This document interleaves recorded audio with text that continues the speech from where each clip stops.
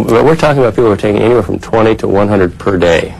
I'm talking about a major dose. I'm not talking about the person that takes it as their doctor recommends. Yeah, the prescribed dose. And these people then will develop a rapidly progressive total hearing loss. They lose all of their hearing. Fortunately, those patients are very good candidates for the cochlear implant. Is that because of their relative youth? Yeah, well, no, not necessarily. Age is not a factor. It's the relative short duration of their hearing loss, because we're able to identify it right away and then immediately put the cochlear implant in. So the duration of your hearing loss plays a role in the possible rehabilitation? With the success of the cochlear implant, people who have been deaf for many years do not make as good a candidate as someone who just recently lost their hearing. Well, I know one of the men who represents me in Washington, D.C., Mark Rue, has been blind since birth, and he tells me over and over that he would rather be blind than be deaf, that it has such an impact on life. Well, Helen Keller said the same thing. Well, there we are. And the reason for that is that you and I are sitting here communicating. I can close my eyes and we can continue to communicate. I can be blind, so to speak. On the other hand, if you were deaf and and then you cannot, you have no idea. And also hearing is 360 degrees. It's all around us. It's our entire environment. Whereas we see what we see, we don't see what happens behind us. So, well, even the airlines figured that out. You can watch the movie, but you got to pay to get the sound. Yeah, there you go. The sound is very important, and that's one of the frustrations that people have, of course, when they begin to lose their hearing, is they begin to lose contact with the world. But hearing is not just specific to one thing. It really touches many aspects of our life. You were mentioning to me balance. This little area here. It's this part of the ear here is responsible in part for our balance, and this is how we maintain our balance, is by having the fluids within the inner ear react to movements, transmit that information along the balance nerve to the brain, where the brain then is able to make adjustments. So the ear is a very important structure. Right. When, of course, with seniors, falling is almost always a calamity, because it's the broken hip that leads to institutionalization and et cetera, et cetera. And that's one of the major things that we see in our clinic, actually, is that about a third of the patients coming to the house clinic have issues with either vertigo, spinning vertigo, balance issues, or dizziness. Right. Now, help is available, and you've brought some of the hearing aids that are in use today. And could you take a minute to show them to us? Because I grew up with Grandpa Burr, who had this enormous thing on his ear and a pack that was hung on a rope around his neck. Well, the first hearing aids were massive, partly because of the battery technology, and then also the electronics. The first electronic hearing aids were invented in about 1900. Since then, of course, they've made tremendous strides. I think most people would recognize this as being a type of hearing aid that goes behind the ear with the tubing going into the ear and the earpiece in the ear. And this is a very good hearing aid for someone with more of a severe loss. And then we also then have the smaller hearing aids that go strictly into the ear. And then these even get smaller to the point where, actually, I don't have one here, but this hearing aid, for example, goes in the ear also. And we have some that go deep in the ear, which some people like because they don't really show cosmetically, but they have limitations. More recently, and this is what I'm excited about, because this is a hearing aid that has really come along in the last year or two, and what it is called open fit, because the part that goes into the ear doesn't block the ear. So it allows the normal lower pitch sounds to go through normally, and the high frequency sound then goes down this very, very narrow tube. And you can see how small these are. In fact, they're even coming out smaller than that. You can compare it to the other one you see, and there really is quite a difference now. Yeah, it's remarkable. My mother, who is 85, has hearing aids for both ears. And you know, as age takes away function, she loses the darn things, or waits for me to show up to change the batteries, which it can be a tedious project. Well, we also see it where the hearing aid, the dog gets the hearing aid too. Oh, that as well. It's time for a short break. When we come back, we will continue our discussion with Dr. John House about hearing treatment for senior citizens. We'll be right back. You stay tuned. I have cash for 7 to 9 days. I also have a copy of my passport, birth certificate, and insurance papers. Hi, it's me. I have water and food. Don't forget, we'll need a first aid kit and my prescription medicine. Got your message. I have clothes and a flashlight pack. I'll bring batteries and some tools, too. We'll bring the radio. A disaster can happen anytime. Are you prepared? At your next family gathering, build your emergency kit. Find the 10 essential items and more at labt.org. Just be ready. Prepare together. Before approaching an intersection. So that's why 2 wrong turns don't make a right turn. Now let's learn about tailgating. Hey, that's how I got my ticket. You got a ticket for tailgating? That's not good. That can be really annoying. Doesn't get you there any faster. It leaves you no distance to brake. Which makes it easier to get into a crash. And it also may increase your insurance premium. And I hate tailgaters. Tailgating causes crashes. Back off. Watch the road. Welcome back to Aging in LA. The title of our program today is Have You Heard?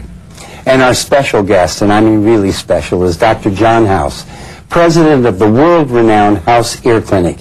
Thank you again, doctor, for joining us. Now, I want to brag on you a little bit. President Reagan was your patient, correct? Yes, he was. I saw him during his first term.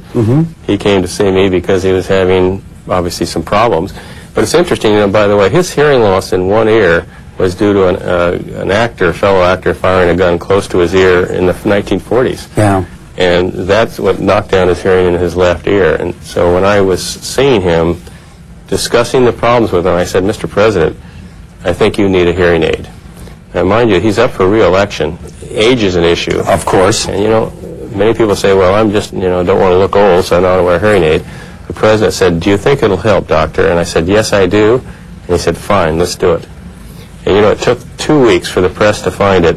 When they did, hearing aid sales went up 75%. Well, the value of a person who does not have that kind of strangely placed ego. Yeah. Here's the genuine article, a great hero of mine. But then, did Nancy say, Ronnie, I can't hear you, or you're not listening anymore? Actually, she did not. But she was very delightful. She is a very delightful person. Yes. And she was very gracious. And she did appreciate the hearing aids because it really did help. I mean, it helped him both in his meetings and it helped him at home and in social situations. Well, I want the president to be able to hear his advisors, that's for sure.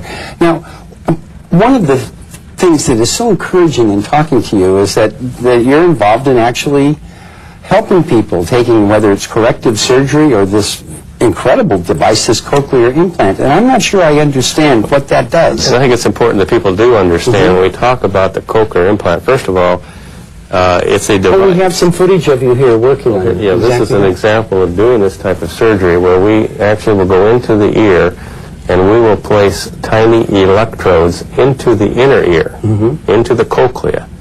And what those electrodes do is they stimulate the nerve electrically.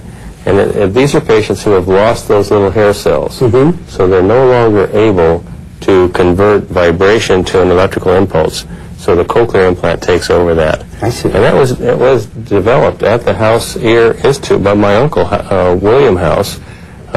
He started in about the 1960s, and it has progressed from a very primitive device to an extremely sophisticated device that is restoring hearing to the deaf, not only the aging, but to infants. I would have loved to have been around your house with all the houses at dinner time. Was this the table talk? Was this the research and things that I've witnessed today? I think the excitement of coming home and finding out that a patient has received the cochlear implant and they're now hearing was something that was very inspirational, of course, to me as a young person and as a person who wanted to do something similar. Well, we have someone special we'd like everyone to meet. Henry McIntyre is 78 years old and still works, as an auditor at the Los Angeles Department of Aging. He experienced hearing loss as a young teen and shares his experiences and treatment with us. My experience with the hearing loss goes back to when I was living in New York City, in the Bronx. And I was 13 at the time. And that was in 1943, just before Christmas. And I became very sick. And what happened, I was able to get home somehow. I sort of staggered home, and the doctor, Dr. Gordon, came. They did house calls at that time. So he came and examined me and said, it was apparently meningitis, streptococcus meningitis. So they called an ambulance, and I was taken to Willard Parker Hospital in New York City for contagious diseases. And it was pretty serious then what I came down with, and they gave me the last rites. But I survived the meningitis, and in the hospital they determined that I did have a hearing loss. And it turned out to be a hearing loss in both ears. Up to that time, I had normal hearing. On my own, I went to the school for the deaf. I knew where it was, and I went there and told them to be admitted. And they said, well, we'll let you talk to one of our teachers. So they did. Her name was Helen Herrick, and she was very understanding, and she said, Henry, you don't need to go here to the deaf school. She said, what you apparently need is a hearing aid. So from there, we were told, my family was told about this New York League for the Hard of Hearing. And so I went there. It was a nonprofit organization, and they gave me the chance to test different hearing aids without having to go to different hearing aid dealers. So I chose one, and then I went to the particular dealer, and then I was fitted with the hearing aid for the first time. And I do remember when I was home with the hearing aid for the first time, and mother opened a paper bag. It seemed so loud. Ooh, I had to get used to that. But the New York League for the Hard of Hearing was not finished with me. They pointed out they had speech reading classes, and they had practice of speech classes, and also they felt I should go for what was called then oral rehabilitation. So I went to this Mary Wood Whitehurst that conducted the oral rehabilitation, and what she taught me was to utilize what I would see on the person's face. She included the lip reading, and combine that with what I heard. So we went through different lessons that way, and that was very helpful. And since then, that's what I do. I read lips as well as utilize whatever the hearing instrument that I have, what they give me. So the combination is very helpful that way. It's hard for people to realize at times that I may have this so-called profound hearing loss. Before I obtained the next instrument later on, I was at a rock concert. Remember, I took the hearing aid out. I was curious to see how much I would hear. It was so loud, I heard absolutely nothing. And I told one fellow that was there at the concert, and he said I was lucky. He said he wished he could turn off all that noise just by flipping a switch, see, like I could. So it's how you look at things. In 1957, after a whirlwind courtship, I got married, and my wife and I, we moved to California. And I wound up working at UCLA. And I remember my hearing, and there was a problem with my hearing. It sort of, what little was there, sort of was nosediving, going down worse. So I found out there was this house ear clinic in Los Angeles by 3rd and Alvarado across from St. Vincent's Hospital. So I started going there, and that was in the early 60s. And Dr. William House performed surgery because fluid was building up in this ear.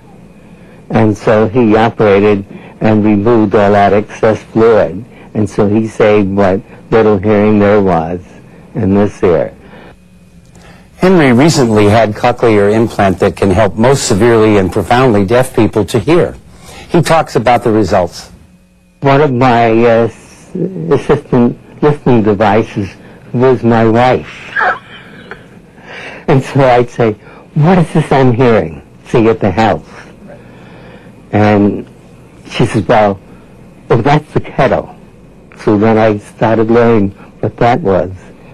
And I had been feeding birds in the backyard for a good while, and I never heard them. So here I suddenly was hearing the different birds, and after a while I was able to understand the different birds and their sound. And I also started hearing these insects, the crickets. We had crickets around the place for years, I guess, and I hadn't heard the crickets. And when I'd ask my wife, I said, what's the sound? She had to listen. She was so used to, I guess, the crickets, see? And she said, oh, that's the crickets you're hearing. You know, Dr. House, that's a quality of life issue. That's what that story is. It's something we see every day, too, which is so gratifying. No, it has to be. Now, how do people contact the House Institute, or what do they do to find you and hearing help? Well, I want to emphasize that anyone who thinks they have a hearing loss should be checked by a hearing specialist.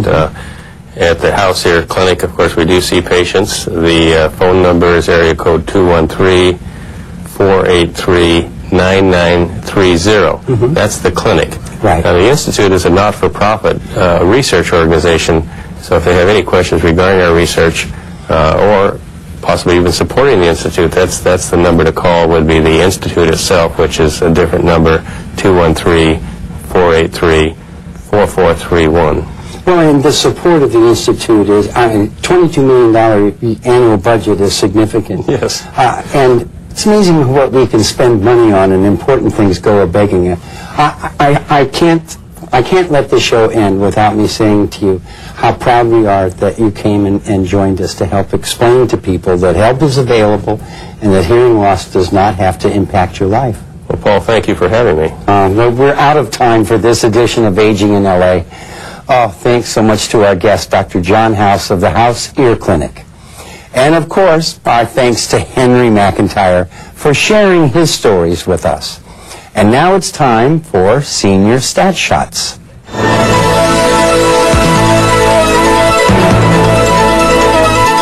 Today we have some information for you on how to communicate with a senior who has a hearing loss. It is important not to assume that he can hear and understand what you are saying if he is wearing a hearing aid. Begin the conversation by getting the senior's attention. Converse in a quiet environment with few visual and auditory distractions. Communicate in a well-lit area and avoid standing in front of bright lights or windows. Make sure your face and mouth are clearly visible. Do not eat, smoke, chew gum, or cover your mouth. Enunciate your words clearly, avoiding exaggerated lip movements or shouting. Maintain eye contact. If you have to turn away from the senior, wait until you reestablish eye contact before continuing your conversation. Use facial expressions and gestures to help clarify your message.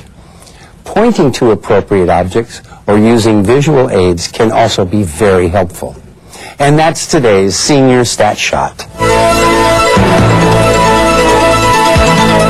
I'm Paul Peterson for the Los Angeles Department of Aging, the people here at City View Channel 35, and all of our guests on Aging in LA. Thanks for watching, and we'll see you next time.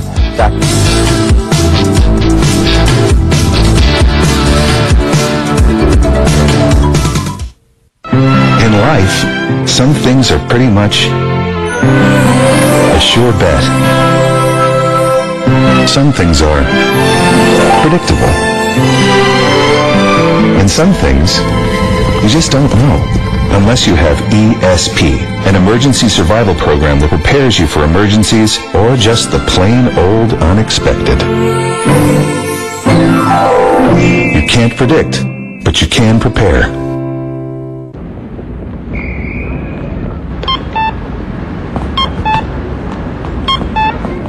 Bulky item pickup?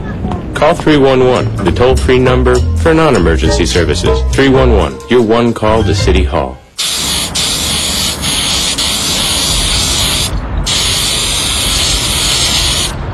Graffiti removal?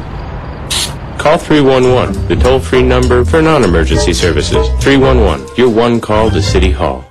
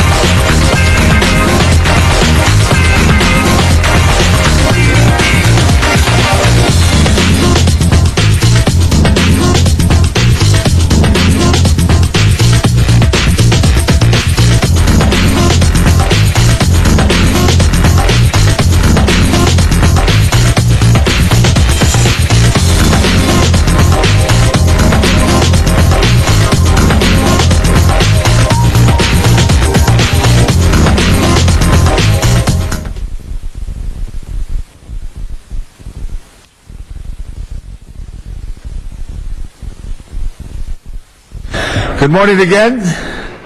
This is the Los Angeles City Council for Friday, the 18th day of May, 2011.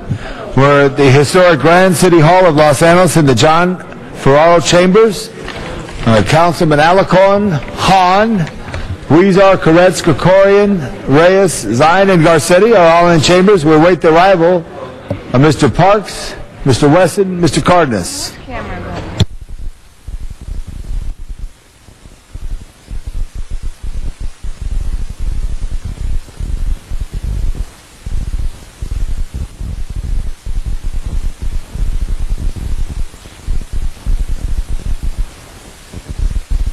Mr. Cardenas is excused.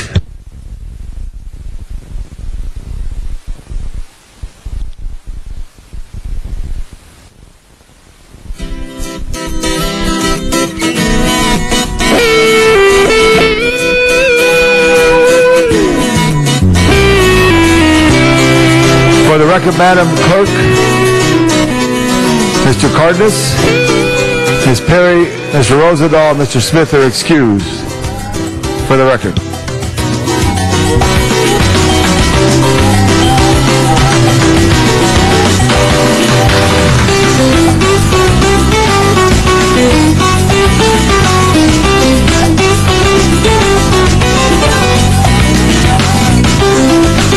We want to thank Dale Reed, the fine volunteer from the Los Feliz community, for your work in the city. Thank you, Mr. Reed.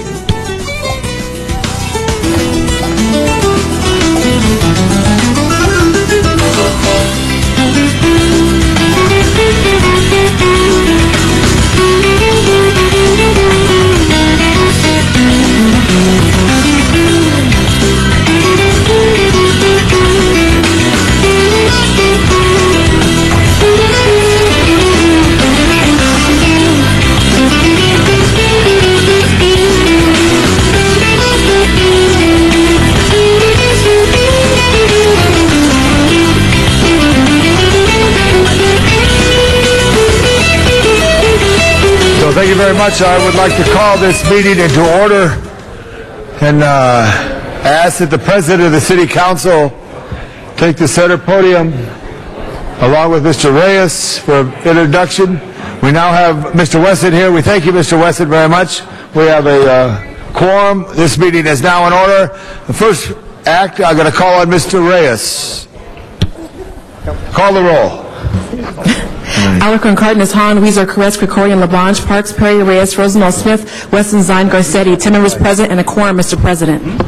All right, very good. Thank you, Madam Clerk. I'm going to recognize Mr. Reyes now for a very special presentation with President Garcetti. Thank you, Councilmember Tom LaBlanche. I'd like to call on my colleagues, Councilor Cardenas, Councilor Alarcon, Councilor Huizar, please join us. It's my honor to have with us our Council President, Councilman Garcetti. Councilor Alarcon would like to join us. And as soon as Councilman Cardenas will join us as well, as soon as he gets here. Members of the Council, buenos dias. Here in Los Angeles, we have many traditions and protocols. One of those traditions is to extend a warm welcome to the incoming Consul General of Mexico upon his arrival in Los Angeles. So today, we are truly honored to welcome to our great city the new Consul General of Mexico, Mr. David Figueroa Ortega.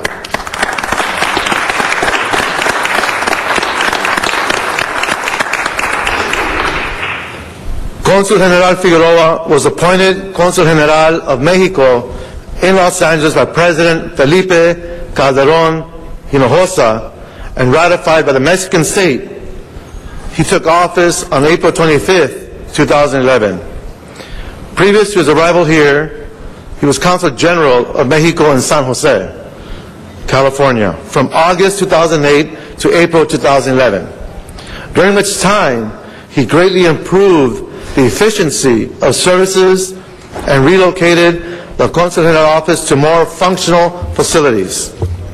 The son of a bracero, Consul General Figueroa has earned a strong reputation of service to Mexican nationals. Indeed, upon his departure from San Jose, he was quoted as saying, "I tried to put myself in their shoes. referring to the thousands of workers he met and served since arriving in San Jose in mid-2008. Of all the things we did here, I'm most proud of bringing services directly to the people. Over his career, he has headed and participated in national and international forums on immigration and human rights and labor rights of Mexican migrants. In this day and age, we admire leaders who understand about delivering services. When we look at the budget crunch, when we look at the lack of understanding, we look at the despair, how we are able to deliver services and how we are able to increase the quality of life of every single person in this great country will only make us stronger in the future. I look forward to working with Consul General. They have a tremendous track record of improving these services. In the past few years, the previous Consul General was able to restructure his facility, actually expand his facility to cover the parking area so that people can come in and be in a shaded area, in a cool area when it rains, to be in a dry area, to be able to cross the street in a safe manner, to park. All of the different creature comforts, if you will, that allow folks to come and take care of their business in dealing with immigration, with permits, and their legal rights. This partnership with local officials is significant because we are all one community. Some folks want to label people with different titles, but we're all human beings. And as human beings, we should be able to share this great country because this is a country of immigrants. So when you look at who we're serving and how we are working together, we serve over 6.6 million Mexican nationals in the Los Angeles area. This is a tremendous number, but it's also a tremendous contribution to our economy, to our society, and it adds to the wealth, to the fabric of diversity that we call Los Angeles. I want to assure the Consul General that he is not alone in this task, that there are many partnerships in Los Angeles throughout the county where you have nonprofits, you have agencies who are trying their best to establish preventive measures in our health, in our education, so we no longer have the numbers of young people in our prisons, the number of people dropping out, the number of people suffering senselessly health issues like obesity, diabetes, because of the lack of information, because of the need for more knowledge and understanding of how to go through this transition and assimilation. Some of the accomplishments of San Jose in San Jose from our Consul General includes receiving permission for the city's independent police auditor to regularly visit the consulate and interview visitors about their experience with the police. The creation of a mobile consulate, which are vans loaded with consulate officials, clerks, and computers who paid one-day visits to rural sites, often churches or schools. This allowed hundreds of Mexican field workers who could not afford to lose a day's work visiting the consulate in San Jose to renew passports, seek immigration or legal advice, and even free health screenings on the spot. Members, this is a community advocate. But before we offer this resolution, I want to thank Councilman President Garcetti for allowing me to speak first, but it is a great honor to introduce Councilman Garcetti, our Council President. Thank you. Thank you, Mr. Reyes, and thank you for your great representation of the actual council, the building that is there, and of the community, and not just the four of us and Mr. Cardenas who are here, but every single one of us have population of folks of Mexican descent and Mexican nationals in every single district in the city.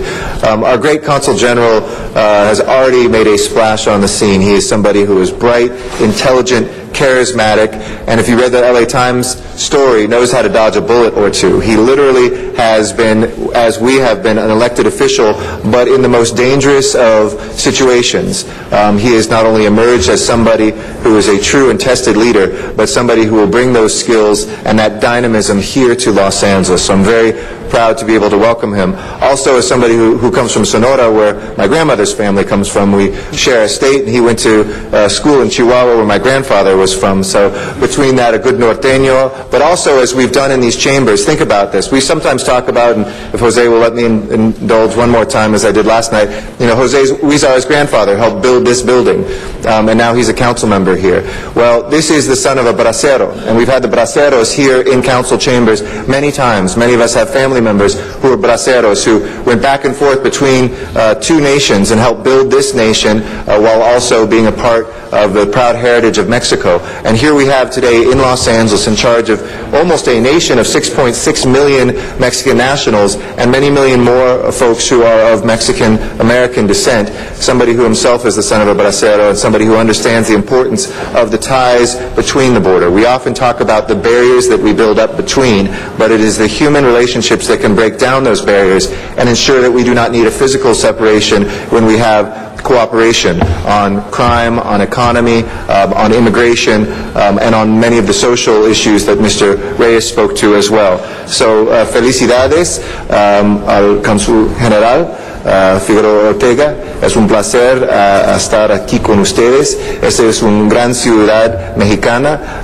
Nuestras banderas, el símbolo de la ciudad de Los Ángeles, tiene esta historia y es un parte de una nueva historia también a tener su presencia, su liderazgo en esta ciudad. Just said it's great to have the Consul General here, and our city has a proud Mexican past. You see it in the flags that fly overhead. You see it in the symbol of the city of Los Angeles, and it is a common shared heritage because when we were all Spaniards, we had white, black, brown. We even had Asians who originally founded this city as a part of that common heritage, and then we write a brave new chapter, and we welcome David Figueroa Ortega, an honorary Angelino today in the city of Los Angeles. Next, I'd like to call my colleague, Councilman Huizar. Thank you, Mr. Reyes and President Garcetti. Bienvenido a nuestro nuevo concejal. And although we are welcoming the new Council General to the City of Los Angeles, he is certainly no stranger to the city. He knows the city very well, and having served at San Jose as a Council General there, knows very well the needs of the Mexican patriots here in the United States. And as our President mentioned, we often talk about the barriers between Mexico and the United States, but in fact, our histories are intertwined. Many of us cross the borders, return home, come back, and we are really a population on both sides of the border that share a lot of common interests. And that is why the Council General's office is so important. In order to better the lives of people who live in the United States and in Mexico, our Council General's office acts as an intermediary between both populations on both sides of the border. They bring these nations together and not set us apart between all the rhetoric that happens with building the immigration issues that are so hot to talk about these days. So I welcome our new Council General. We have a lot of work to do, and Los Angeles being the city with the second largest population of Mexicans, only second to the district, ¿cómo se dice? Distrito Federal. ¿Cómo se dice en inglés? Mexico City, there you go. Correct that, Mr. Huizar, you gotta know more. We make a distinction down there between the Distrito Federal and the actual city. Here we just call it Mexico City. So with that, a very important role that our new Council General will be playing here, but given his past, fighting the good fight in Mexico, given one of the most important crises that we see in Mexico now, he's been fighting the good fight, even willing to speak out some of the injustices that are going on. I'm very happy to have him here in Los Angeles. Bienvenido de nuevo, y aquí estamos a servirle y vamos a trabajar juntos para mejorar las vidas de todos en los Estados Unidos y México. Gracias. And now representing the Northeast Valley, every corner of the city, Councilman Alarcón.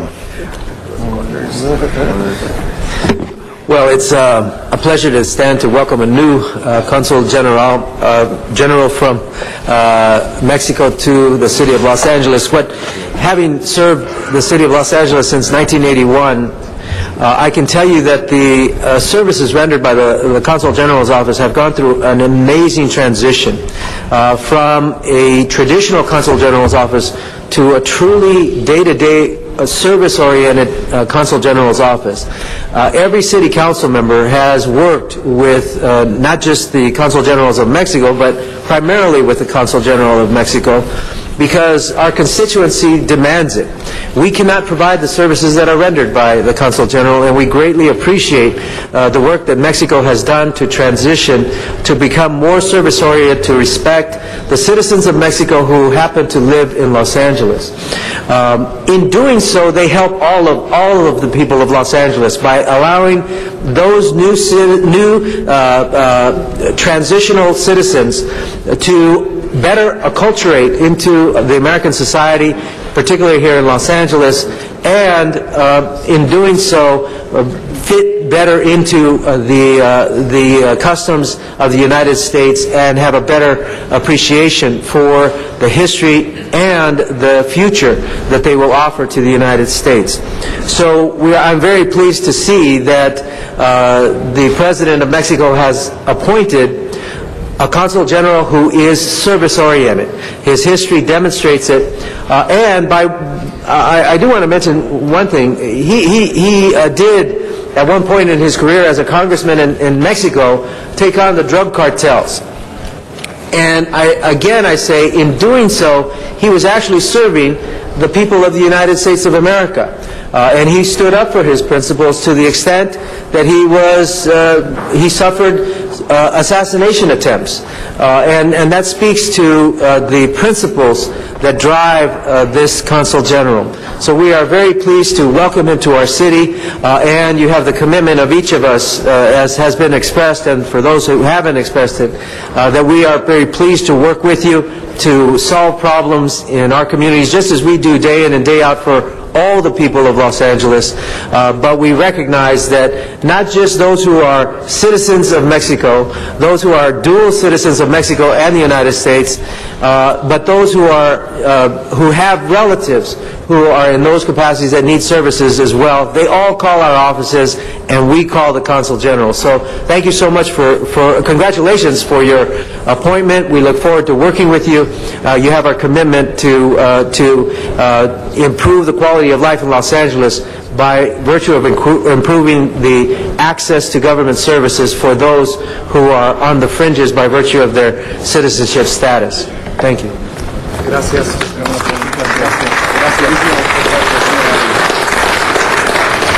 Now, colleagues, I'd like to present to Consul General Figueroa the certificate of welcome to David Figueroa Ortega, and it's with great honor, es un honor estar aquí, compartir esta ocasión con usted, cónsul, y con mucho orgullo presentar este certificado de bienvenida. Muchas gracias.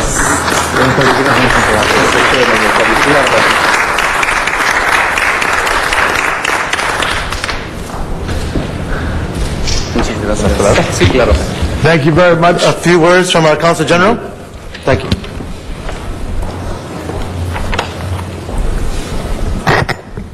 Thank you so much. Honorable City Council President Eric Garcetti, Honorable Council members of the City of Los Angeles, ladies and gentlemen, good morning, muy buenos días. Lo primero que quiero decir es que me siento en casa. I would like to thank the City Council of Los Angeles for their welcome. I look forward to work with each council member and learning more about the wonderful work you do. I am honored to be here today and feel very proud to serve my country in Los Angeles. Since my arrival, I have felt a very warm welcome, and I am starting to feel like an Angelino. This vibrant city, known for its diversity, its rich culture, and friendly people, is home, as you know, to a large Mexican community. According to the last census figures, more than 30% of the total population of Los Angeles is of Mexican origin. It is not surprising that Mexico loves to live here and enjoy the city as tourists. More Mexicans come to Los Angeles each year than people of any other national origin. In 2009, 1.5 million of my countrymen and women came to Los Angeles to enjoy your city culture arts, restaurants, shoppings, and of course, fine weather. As Consul General, I am committed to work for my community, whose size, impact, and contribution to the city of Los Angeles demands an even greater dedication on our parts and greater involvement with local authorities, elected officials, community organizations, and the businesses community. One of the topics I would like to work on during my tenure, and one which I am sure I will find many good partners in this city council, is education. I want to help kids and stay in school, and I also want parents in the Mexican community to be more involved with their children's education. The Consul General of Mexico is committed to working with elected officials and organizations that share these same goals. I will also like to take this opportunity to speak briefly about your neighbor to the south and the many ties that bind us. Aside from sharing a 2,000 miles border, our countries are very important trade partners. Mexico is the United States' second largest export market and third largest trading partner. Trade between our countries in 2010 reached almost $400 billion. Also, 1 million people cross the border legally every single day. Let me tell you something about Mexico you don't hear every day. In 2010, Mexico's grew by a very respectable 5.5% and create more than 850,000 new jobs. Some of that economic growth is due, in part, to the fact that Mexico remains an attractive destination for foreign investment and tourism. In 2010, Mexico received $17.7 billion in FDI and more than 22 million visitors. Mexico is also home to more than 1 million Americans who have retired there. I hope to meet and work with each and every one of you. As you can see, we have many things in common. That is why this morning I invite you to strengthening our ties. Thank you again for this warm welcome. Muchas gracias a todos y a todas ustedes esta mañana. Council General David Figueroa Ortega, we welcome you. We have our sister city with Mexico City, which we're so proud of. We have our bond between Olympic cities, Mexico City 68, Los Angeles 32 and 84. So God bless Mexico, God bless the United States, God bless our cities. Welcome. Thank you so much. Mr. Reyes. I would like to thank you and look forward to working with you in the future. Thank you much. Thank you all very, very much. This time, Madam Clerk, I'd like to go through the agenda, please. Okay. First item of business. Approval of the minutes. Councilwoman Hahn and Councilman Koretz approves. Administrative resolutions. Councilman Zine and Councilman Wesson approves. Okay. Seconds and approves. Open the roll. You got all that. Would you like to run through the agenda or go into public comment? No, I'd like to run through the agenda real quick. Item number 1 is the street vacation notice for public hearing in Council District 5. There's request to continue this item 1 week to May 27th. Approve. Without objection. Without objection. Items 2 through 10 are items for which public hearings have been held. Very good. Public hearings have been held. That's important. Anybody want to call it special? 5 very special for Ms. Hahn. No other specials? Excuse me, Councilman, there is a request to continue item number 2 until May, for 30 days. For 30 days. Until June 21st. Approved without judgment.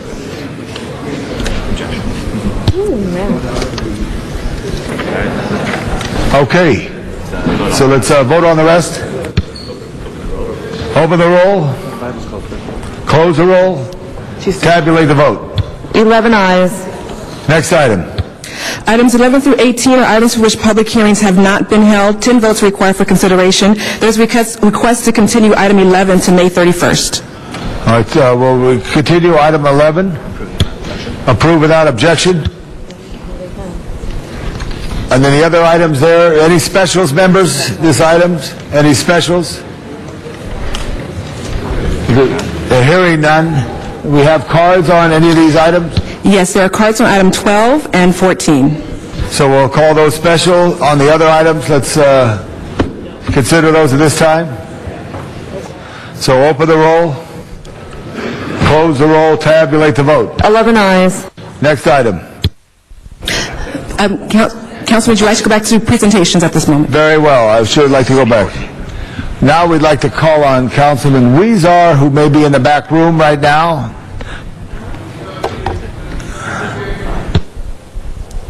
Mr. Huizar, thank you very much, Mr. Huizar. Thank you, Mr. President. Thank you.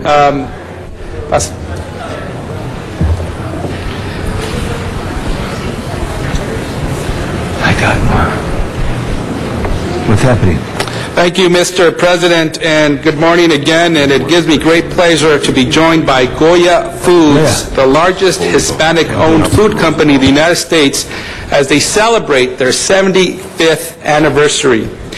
Goya was started in a small storefront in Lower Manhattan, New York, catering to local Hispanic families by distributing Spanish foods such as olives, olive oil, and sardines. Driven by the belief that there was a growing consumer market for high-quality, fresh-tasting Latino foods, they infused their personal philosophy throughout the company. This commitment to excellence is a cornerstone of Goya's popular credo: if it's Goya, it has to be good. The result of this simple yet deeply resonant pledge is the evolution of Goya Foods into a leader in the Latin American food industry, with operations spanning the globe. Throughout its history, all of Goya Foods' 3,000 dedicated employees have helped build the company's solid reputation as a leading authority on Hispanic food. Whether presenting consumers with the finest products from the Caribbean, Mexico, Spain, Central, and South America, the Goya brand has ensured quality for multiple generations of satisfied consumers. In March, Goya Foods celebrated its 75th anniversary with a special initiative to donate 1 million pounds of food in 13 locations across the country, the largest ever single-day donation of food by a food company. Goya Foods, as part of this historic donation, partnered with the United Way and the Los Angeles Regional Food Bank, donating 75,000 pounds to those in need in the Los Angeles area alone. For me, as someone who is working with nonprofits and business leaders on a comprehensive surplus food donation policy, I cannot tell you how monumental this donation was and will continue to be with many of those people in need. That is the kind of commitment we need from all of our big chain grocers. Goya Foods is also committed to supporting community organizations as part of its long-standing pledge to foster cultural and community activities that help strengthen families and the communities where its customers live, work, and play. And for that, ladies and gentlemen, it's my honor to have them here in council chambers today, to have the whole city of Los Angeles celebrate their 75th anniversary, and not only congratulate them on 75 years of service of their products, but also to thank them for their commitment to helping those in need and their commitment to the local communities that they serve. So with that, let me introduce to you Evilio Fernandez, the Vice President of Goya Foods.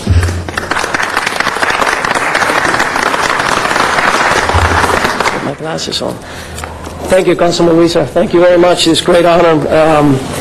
Good morning, President Garcetti, council members, friends and family.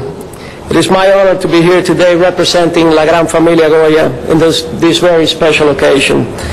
Here at our distribution center are 85 employees, and throughout the United States and the world, our 3,500 employees and other facilities are celebrating a milestone, 75 years in business. It all began when a Hispanic immigrant set up shop in New York to sell sardines to other Hispanics. And today we have over 1,600 products and what we think a very bright future. Our specialty is authentic foods from every Latino country, and our product line truly reflects this great city's diversity Latino population. Goya also has the largest authentic Mexican line of products of any other company in the world. And we are here, we're committed to this, to California. I think that's where most of our future growth lies. Definitely committed to continue to work with the communities here in Southern California. Goya is growing fast in this region, and we're happy to support organizations that promote well-being of families, Latino culture, heritage. When Goya fulfills this commitment, we think of supporting ourselves because we're a company run by Hispanics. Goya stepped up with donations to aid disaster relief in the Chilean earthquake, Haiti, Japan, also with food donations like Councilman Luisa just mentioned. A month and a half ago, we donated over £1 million to the United Way. We also support organizations like the Comité Mexicano Cívico Patriótico here in Los Angeles, COFEM, Consejo de Federaciones Mexicanas en Norteamérica, and COFECA, Confederación Centroamericana. Goya proudly contributes to the Mariachi USA Foundation that makes grants to students in schools, and also sponsor their annual festival. And in keeping with Goya's dedication to family values and tradition, we also support the Mujeres de Fe, an annual event that draws about 30,000 women, also several Thanksgiving food contributions, and the annual Virgen de Guadalupe pageant, which is presented here in the Los Angeles Cathedral. We certainly traveled a long, productive road. The journey was undertaken with the passion of La Gran Familia Goya, the support of our suppliers, our clients, but above all, with the loyalty of our millions of consumers. We definitely have many reasons to celebrate, and for today's recognition, we thank you, Councilman Wieser, and all of you, council members. We invite you to join us in celebrating our 75th, and have brought each of you, and I've seen it here, some of the goodie bags and our limited edition of recipe collection. From today on, we feel you're all part of La Gran Familia Goya. Thank you very much for this honor. Muchísimas gracias. And as I mentioned, Goya is family-owned. It's a family-owned company. We're proud to have one of our fourth-generation Goya family founder members here in Los Angeles. Please allow me to introduce Mr. Robert Unanue. Good morning. Thank you, Evelio. Council President Garcetti, Councilman Wieser, and the rest of the council, and all the city of Los Angeles, thank you very much for having us and honoring Goya with this great recognition. You know, the city of Los Angeles is a very important place for me. I worked on my first dry bean packing line as a 12-year-old here 14 years ago, when my father, now president of Goya Foods, was in charge of our facility here in Los Angeles. That was the start of my journey, of course, but we have been going for 75 years. My great-grandfather, who founded Goya, was very dedicated to his vision and mission. It was a mission to deliver the taste of home to all Hispanic immigrants coming to this country. To do so with the highest quality and authentic products and ingredients available and the best people. That mission continues wholeheartedly to this day here in Los Angeles. We have the largest authentic Mexican line of the highest quality offered by any company in the United States. From our jalapenos to our refried beans, black beans, pinto beans, nopalitos, rice, and salsas. We strive to provide the taste of home for our consumers every day. Naturally, a company with 75 years of providing to the needs and wants of a community searching for their native products, it is a no-brainer for us to also have a strong sense of service to our community. Evelio mentioned the various programs we participate in, and they're only a small part of our dedication to offer a service to our community that is all about food, family, and sharing. We are blessed with brand-loyal consumers who recognize our taste for quality ingredients that continue to come back for more, and it is them that I also thank. And it is for them that we give back as much as we can. Thank you very much again to the City of Los Angeles for the honor bestowed upon us. We will always try to serve you. We will always strive to serve you. Thank you very much. Thank you. Congratulations for 75 great years.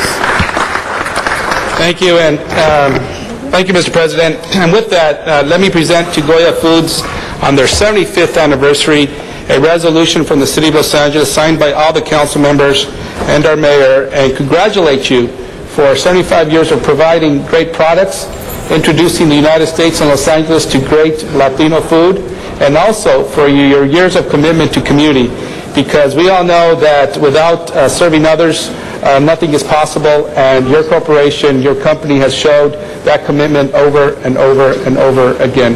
Felicidades de parte de la Ciudad de Los Ángeles. Thank you. Thank you. Thank you so much. Let's take a picture.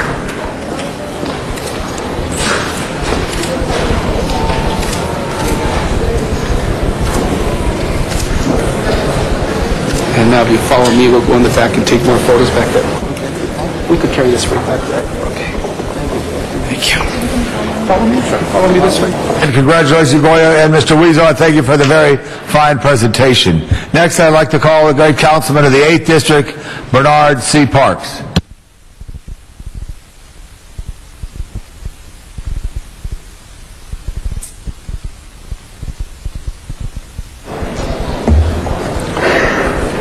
Thank you, Mr. President.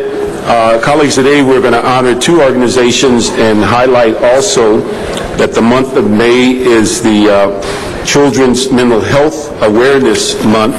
And for that, I'd like to ask Mr. Juan Carlos from the Special Need Network and his group to come up and be at the left side of the podium. We'd also like to ask Betsy Prom from the LA Child Guidance Clinic to come on up and be a part of this presentation. Betsy?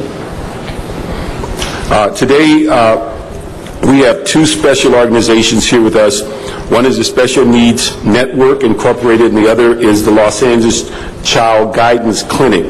The Special Needs Network is responding to the crisis of autism and other developmental disabilities in underserved communities by providing educational forums, resources, and specialized learning opportunities for parents and caregivers of special need children, intervention programs, and advocacy training.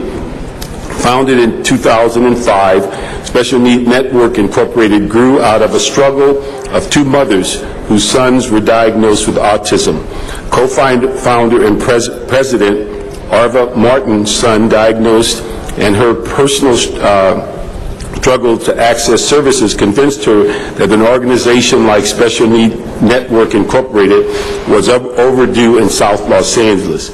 The Special Need Network continues to reach out and collaborate with key local organizations such as Crystal Stairs, Autism Speaks, Autism Society of America, Junior Blind of America, California Regional Centers, and others. The Special Need Network Incorporated firmly believes that dignity, hope, and opportunity are the birthright of all children. The Los Angeles Child Guidance Clinic, in which we're fortunate enough to have two locations in the 8th District, is recognized leader in the provision of trauma-informed services to children and youth ages 0 to 25, with a staff of compassionate professionals offering behavioral counseling that empowers children and youth to get on track to success, to reach their goals in schools, build healthy relationships, and enjoy emotional well-being. The Children's Mental Health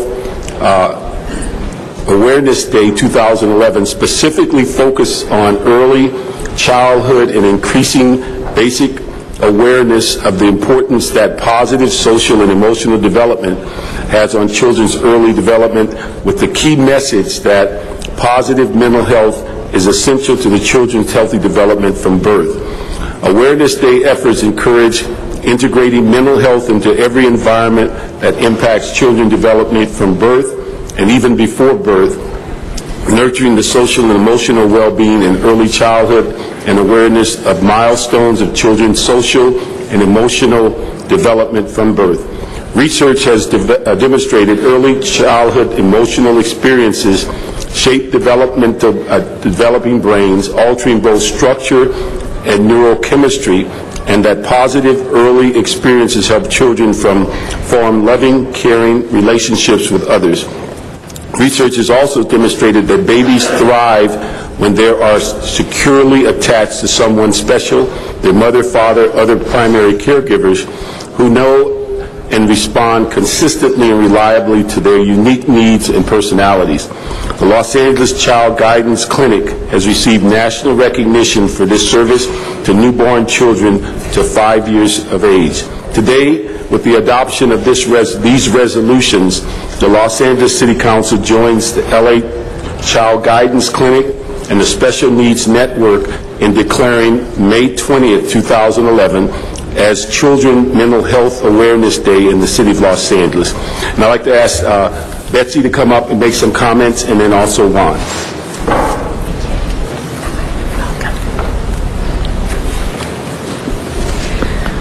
This is the third year that Councilman Parks and fellow council members have proclaimed Children's Mental Health Awareness Day, for which we are enormously appreciative. I'm joined today by members of my board and staff, and if I could ask each of them just to sound off and introduce themselves. Alana Judd. Angela Perez. Cesar Portillo. Steve Gibson. Wayne Moore. Steve Talavera. Got a good turnout here. Excellent. Thank you. You want? You bet. Today's face of trauma, it's the returning Iraqi and Afghan war veteran. Last week, the LA Times featured a headline-grabbing story about the fact that an average of 18 soldiers a day commit suicide. What we know is that at least 1 in 5 will suffer post-traumatic stress disorder. Clearly, the awareness of the public has been galvanized by this issue, and we know that it's brought much increased attention to the plight of individuals that suffer from trauma. For the clinic, the largest number of children that suffer from trauma are those that have experienced violence at home or in the community. And here's another sort of shocking statistic. Before the age of 4 years, almost 26% of children in the U.S. will have experienced some type of trauma. That's 1 in 4 children. In a national study, 8% of children ages 12 to 17 reported having been sexually abused. 17 experienced physical abuse. 30% had actually witnessed some type of violence. Today, we treat children in our clinic who have witnessed the violent death of a parent. These are children younger than the age of 5. They are children who have been violently attacked in their homes. They have experienced the plight of domestic violence. They have experienced violence on the streets. An estimated $103 billion a year is the cost to society of untreated trauma within our nation. While the best approach is prevention, we know that reaching out to families that are very stressed out, to helping children achieve academically, to doing the kinds of things that our friends here do with their young people really make a difference. Sometimes prevention is not what we're able to do. It is so rarely funded that the best we can do is early intervention. So let me just briefly say a little bit about what we do at the clinic. We are actually on site at 20 LA Unified School sites. So we are in the classrooms on site seeing children that have been exposed to trauma. We go to shelters for women and children that have experienced domestic violence. We go to health clinics. We will go wherever people are to attempt to provide an intervention as quickly and as early as possible. We use about 4 evidence-based practices that we know produce positive results. And our own Angela Perez, who is a therapist with us, is one of those individuals who has become very gifted at doing shorter-term interventions that produce very positive results. Lots of good news on the horizon, for which we are most appreciative for the amount of research and study that has gone into this area. Now, on a high note, a little something we can all do to help kids in our community is simply praise a child. How hard can that be? So we have undertaken a campaign which is Praise a Child Today. It is conducted in concert with the Figueroa Business Improvement District with Steve Gibson and our friend Steve Gibson. 60 local businesses have participated. We offer magnets in English and Spanish, which have 100 ways to praise a child. So something simple you can do 365 times, mark it on your calendar, praise your own child, praise your grandchild, praise that child in your scout troop, within your faith-based community. 365 of those will make a huge difference in the lives of 365 children. We leave you today with a poster that we hope that you will place in your field offices, and you'll be able to make those magnets available. Thank you so much, Councilman Parks, for your customary support. We are ever so grateful, and we will be delivering the posters to you in hopes that you'll be able to put them in your offices. Thank you so much. Thank you very much. Ron? Thank you. Good morning, members of the council, Mr. President. We are very grateful to receive this honor today from the Council District 8 and Council Member Bernard Parks. As the councilman so eloquently put it, I couldn't put it much better, the work the Special Needs Network has been doing for the past 5 years on behalf of children with autism and families of children with other learning disabilities. A few staggering figures. As most of you are, I'm sure are aware, autism is the fastest growing childhood disease in America. 1 in every 91 American children is affected by this disease. 1 in 58 boys born today will be affected with autism. As the councilman mentioned, we're responding to this crisis through various educational resources and training of parents. We have a parent advocacy mentor group, which at this point has graduated close to 300 parents who have become trained advocates and mentors for their children and children of others. To this date, we have created a master class of advocates where these parents are going and representing parents at various regional center meetings and LA Unified meetings on behalf of these parents and giving them a voice for them and for their children. This summer, we are hosting our second annual Camp JPAC, which is the only inclusive camp for both typical and children with disabilities, which hosts 200 children in the community and is absolutely free and is absolutely funded by various sponsors and generous donors to our organization. Our President, Areva Martin, was not able to attend today, so we're accepting the award on her behalf. She is grieving the loss of a loved one today. But with us today, we have 2 members of our board, Jan Davis and Mr. Kevin McCarthy. My name is Juan Carlos Garcia. I'm the program director, and Lilith Kazikanian is our programs coordinator. Along with our camp, we have, like I mentioned, the Parent Advocacy Mentor Program, a variety of conferences throughout the year, all free of charge, specifically targeted towards families of underdeserved families and resources. So thank you again, Mr. Parks. Thank you very much for both of you. I want to provide a council resolution to, let me see, is that, they're identical? That's child guidance. Child guidance, over here to Betsy. Come on up to the front. And also to Juan Carlos. On behalf of the City Council, we want to declare May 20th as Children's Mental Health Day in the City of Los Angeles. And thank you both for being here. Thanks.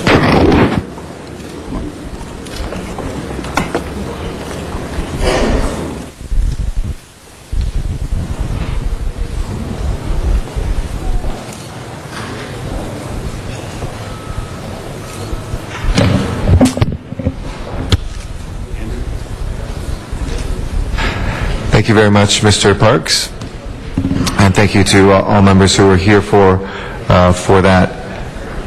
We will now turn. We have one more presentation, but we will hold that on the table for a moment. And in the meantime, we'll go to our general public comment. Our first speaker is Bill Huey. I'd like to come forward, and we'll put up a half hour for public comment, please. And Arnold Sachs will follow Mr. Hui.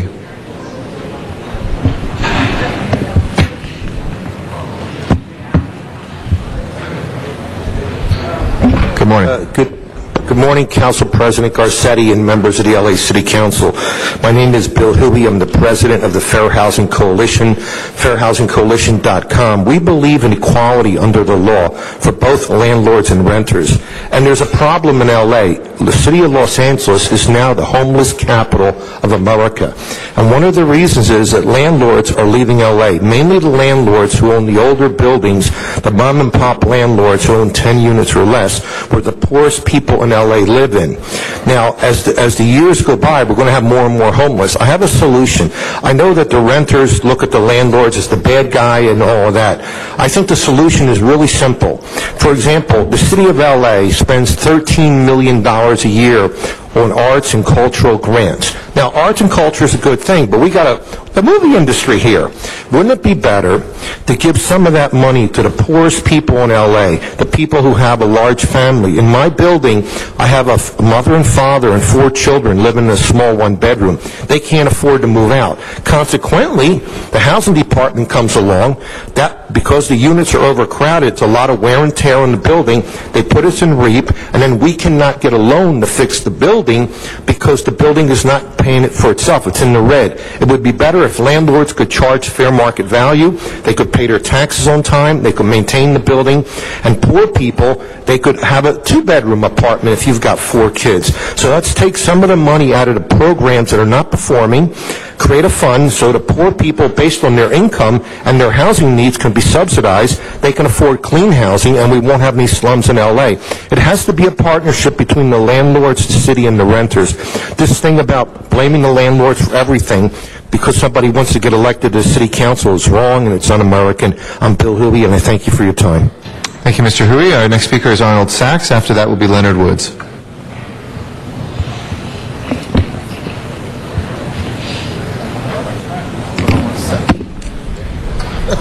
Good morning. Good morning, sir. Thank you. By the way, did you happen to read that article I handed you, sir, a couple days ago? Mr. President? Did you happen to read that article? Sorry. No, I have not yet. Oh, sorry. You should. I just want to take a couple minutes and talk about some articles. And speaking of articles, the news. LA officials special clout on the controller's discussion about this agency in the DOT.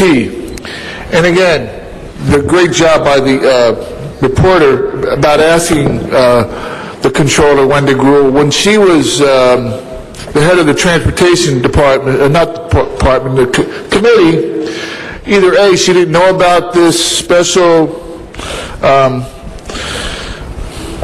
clout that was given to elected officials and their constituents, or she didn't partake of it or something. But here she is reporting about her concerns about this special clout for parking tickets. Because I also wanted to report about yesterday's headlines regarding LA Council OK's realistic budget. This is in the Daily Breeze. And part of this, and I'm quoting you, Mr. President, where it says, we are restoring library services to the city. No, you're not. That was done by the public in the ballot initiative that they passed requiring you to add to the general fund deficit by restoring those hours. Because if you didn't restore the hours, you'd be going against the public's initiative. So for 2 years running, you've added to the public debt. And finally, the mayor was on TV, and he was talking about the convention center, and he mentioned that the bond sales would be for the new building. So again, who pays for the $430 million outstanding on the old building? Thank you, Mr. Sachs. Does that... And on Measure L, it just guaranteed funding, but it didn't guarantee any openings, so we had to make that happen in the budget. Leonard Woods is our next speaker. Alma Elias will be our next speaker after that. Good morning. Good morning. It's been 364 days since I've been in the People's Building here, because 364 days ago, I was in here. I've been emotionally scarred, physically scarred with your police officers. But I'm here today and hoping that everybody up there, I have some petition here I would like to give to each and one of you before you put it in the shredder, that we do not need a rent increase. We do not need a rent increase, Mr. Wesson. We do not need a rent increase. But number one, you steady laying people's off. You sit up here, and you sit up here with your pets and ask people to adopt a pet, and then when they get home, you didn't give the landlord the right to raise the rent. Now you got the tenants and the dog is being homeless. There was a man just up here talking about LA is the most, got more people's homeless here, and all the rent increase is going to do is make more people homeless. So would you please put a rent freeze on this now? Because if you don't, you're just going to make it worse. And we're going to keep coming back and back and back and back. And Mr. Wesson, to you, sir. Mr. President, he should direct his... Well, I'm going to do it anyway, whether you like it or not. Please. Sir, if you can please address to the entire council. Do the right thing this time. Sir, thank you. Our next speaker is Alma Elias. Is Alma Elias here? Going once. Alma Elias. Alma Elias. Is there Alma Elias?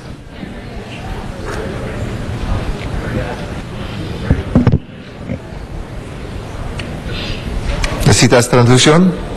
Sí. Por favor, ahí. Para el micrófono. Yo traduzco para usted. I'll do it. Querida audiencia, muy buenos días. Dear council members, good morning. Con mucho respeto, With all due respect, vengo diciendo I come to tell you que necesitamos viviendas. that we need housing. Porque no tenemos ya tengo 20 años de vivir aquí. Because we don't have enough. I've been here for 20 years. Y por mi bajo sueldo, and with my low income, es que estoy viviendo en un single. I live in a single. Que nadie podría vivir ahí. But nobody could live in it. Entonces, por favor, so please, necesitamos que nos mejoren las viviendas. So we need you, we implore you to give us better housing. Y que construyan viviendas. And to build more housing. Es necesario, por favor. It's necessary, please. Pongan su corazón. Put your hearts. Recuérdense todos los días que estén en su casa. Every day when you're in your homes. Cómo vivimos nosotros. Remember how we live. Nunca han ido a ver ustedes. You've never seen our housing. Esos apartamentos. Those apartments that we live in. Que no son habitables. They're not habitable. Muchas gracias. Thank you very much. Muchísimas gracias. We will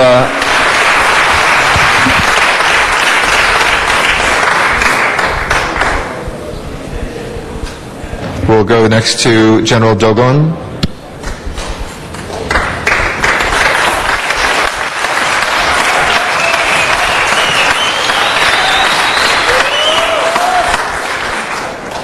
Man, where's everybody at? Is it a holiday or something? All right, General Dogon, civil rights organizer with LA Can. Hey, so you do give rent freezes, huh? Yeah, you do. You just don't give rent freezes to poor tenants. We read all about you giving the businesses a 4-year rent freeze.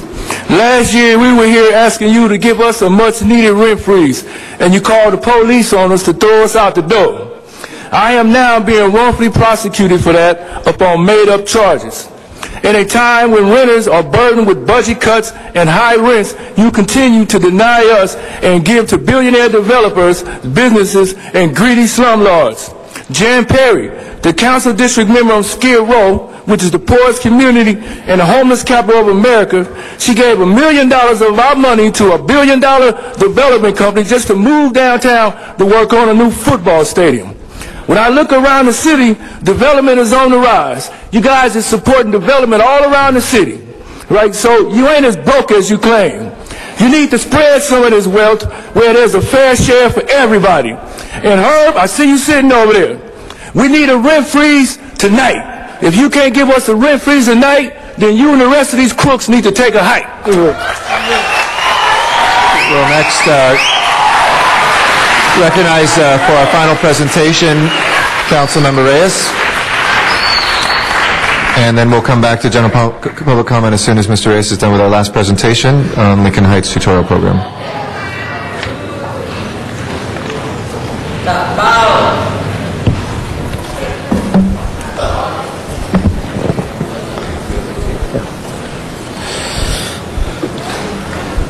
Good day, colleagues. It is an honor and a pleasure to recognize the Lincoln Heights tutorial program today for their outstanding work in the Lincoln Heights community for the past 25 years. I'm standing here with Dennis Ortega, the executive director of the program, who is not only a role model to these kids, young kids, but also a great community leader. Him and his wife, Trin Ortega, have been doing an amazing amount of work in the Lincoln Heights area. As a tutorial program, they currently serve over 575 Hispanic and Asian children. Come closer, guys. We're not going to fight here. And youth between grades K through 12, with over 420 of the 575 being young people from 7th and 12th grades. The program consists of 3 tutoring centers, 2 youth clubs, 1 advocacy committee called Increase the Peace, and 3 high school campus academic clubs, serving the Lincoln Heights, Boyle Heights, and Chinatown communities. They emphasize college preparation and leadership development skills for the youth. Youth are taught to give back to their own communities through community service. After-school tutorial programs serve children and youth in homework. They help with math, reading, writing, and computer literacy. Now, colleagues, this level of service is amazing. In this day and age of cutbacks, where in some of our high schools, we have up to 40% dropout rates. When you look at who is in our prisons, we look at who is suffering in our streets, you look at who is not being prepared for the basics and just how to apply for a job, how to interview, how to have self-esteem. These are the folks that ingrain it through some very basic, fundamental interactions of having a community, having a sense of family. I've been to their centers on many occasions. You can sense the energy, you can sense the optimism, and they help us tremendously through the holiday seasons. They hold community cleanups. They actually assist in some of our big events like the Lincoln Heights Christmas Parade, and they also look at how we maintain an environment that serves to prevent violence and gang deterrent. So I want to thank Dennis Ortega, the executive director to my left, and Trin Ortega, program director. Donna Vaughn, is she here? Our secretary, she's working. For the city. Okay, Ha To, the fundraising committee, and Grace Tang. So thank you, colleagues, for allowing me to take this moment, and the audience for allowing me to take this moment to recognize the unsung heroes of our city who are taking upon themselves to do what's great and needed for our communities, and especially for our youth. I thank my colleagues for signing this certificate, this resolution. Again, congratulations, Dennis. Thank you, Trin. I'd like to share a few words.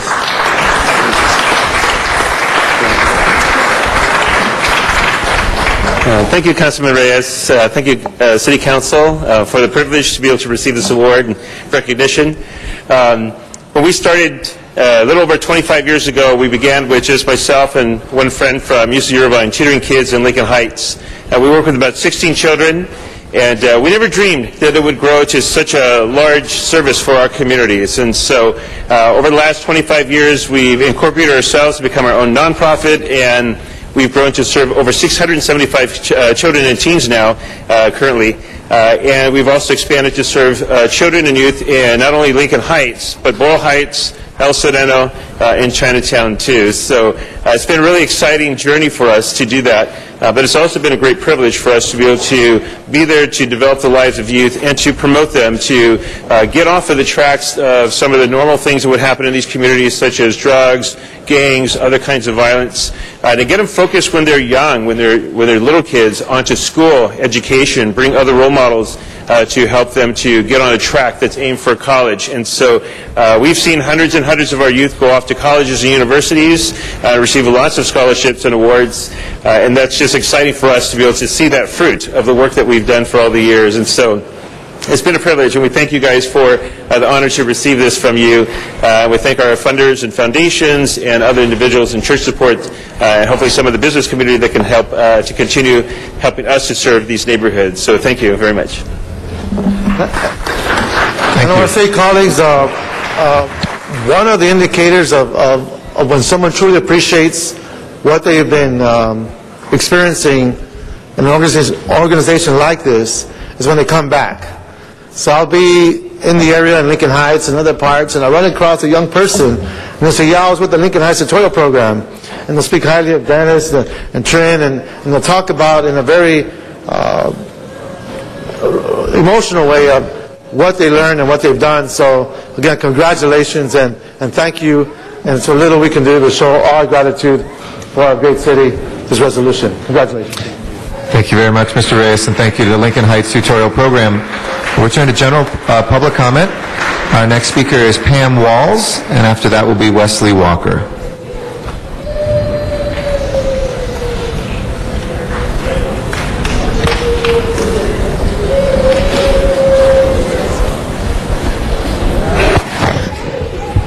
Good morning. Good morning.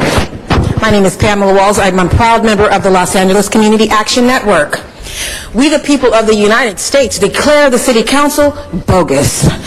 We are here to tell you that this is our anniversary of coming back here into City Council to let you know that we will not take this lying down. I see that many of the City Council has left, but I want you to hear me loud and clear, because what I have to say is more important than your iPhone, iPad, or any Twitter you could tweet. Because we're here to tell you that we are the people, we are strong, we have rights, and you have treated us like we have no rights. You have treated us like we are in a third world country, and we are not. Isn't this the United States of America?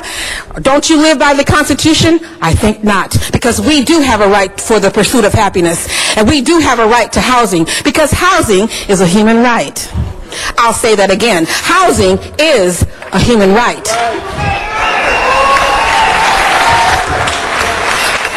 And I want you to also know that we will continue to come back and we will continue to fight, because we do expect to win, because we do have power, because we speak truth to power. We have families, we have mothers, grandmothers, and children that have been misplaced because of high rent, that have had to go and sleep in their cars and sleep in the park and warm their milk by the sun and go and tell someone, can I sleep on your couch? Can I sleep in your backyard?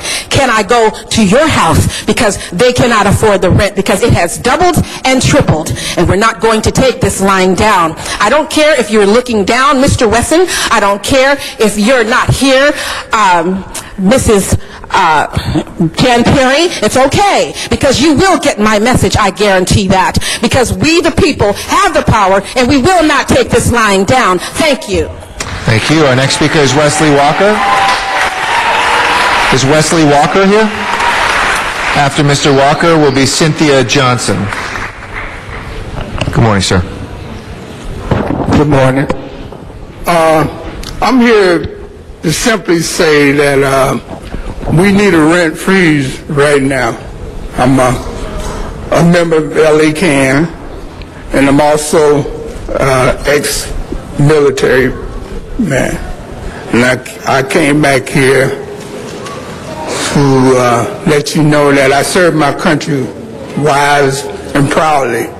And it's not necessary for us to go on like this and not look out for the people that got you in the office. We need some relief right now in the form of rent freeze, at least for the duration of hard times. We need that right now. Thank you very much. Thank you very much, Mr. Walker, and thank you for your service to our country as well. Cynthia Johnson is our next speaker. After Ms. Johnson will be Candido Maris in Van Nuys. Good morning. Good morning. My name is Cynthia Johnson. I'm a resident of downtown Los Angeles, and I'm here on behalf of tenants that are a part of the downtown LA community. We are very concerned about our existence here. It may not be important to the ones that are having an income of $60,000 and above, But right now, we are people, and we do deserve a right to exist. Please reconsider. We are important too. Housing is a human right. Thank you. Thank you very much. We'll next go to Van Nuys, and Candido Maras will be our next speaker. After that, we'll come back to Council Chambers, and Alma Salcido will be after Mr. Maras. Good morning, Mr. Maras. Thank you, Mr. President, council members. I, too, sympathize with those people who are there for the housing issue. That's why I want to congratulate Ms. Hahn, and hopefully she'll become the next congresswoman from our area. No one has fought harder for block grant dollars.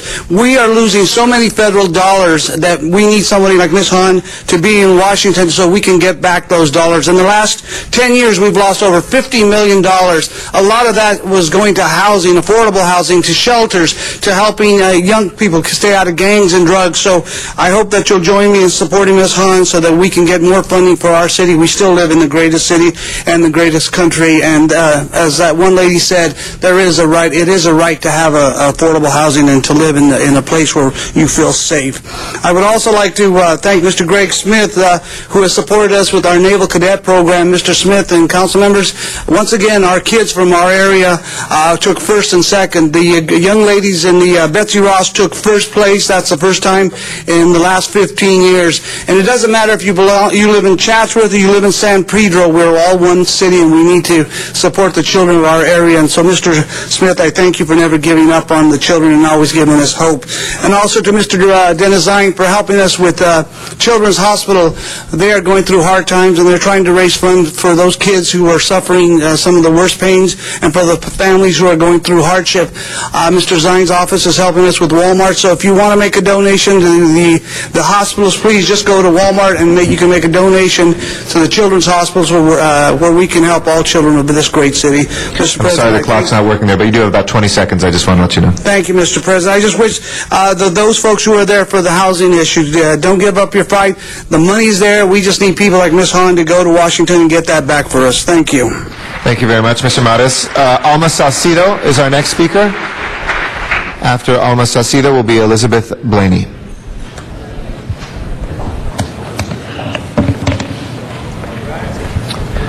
Good morning.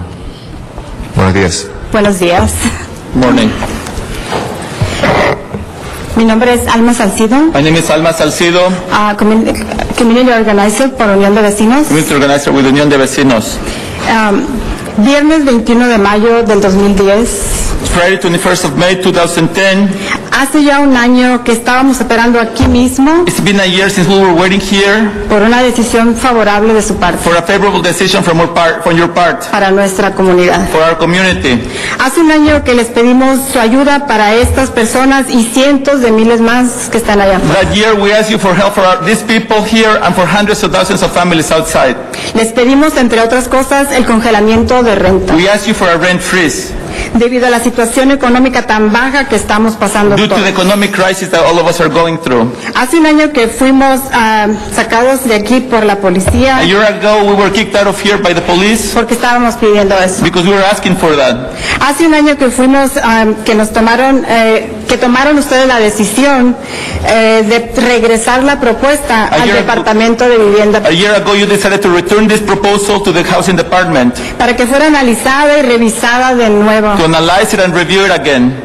Hace un año que estamos esperando nosotros, inquilinos, por una decisión favorable.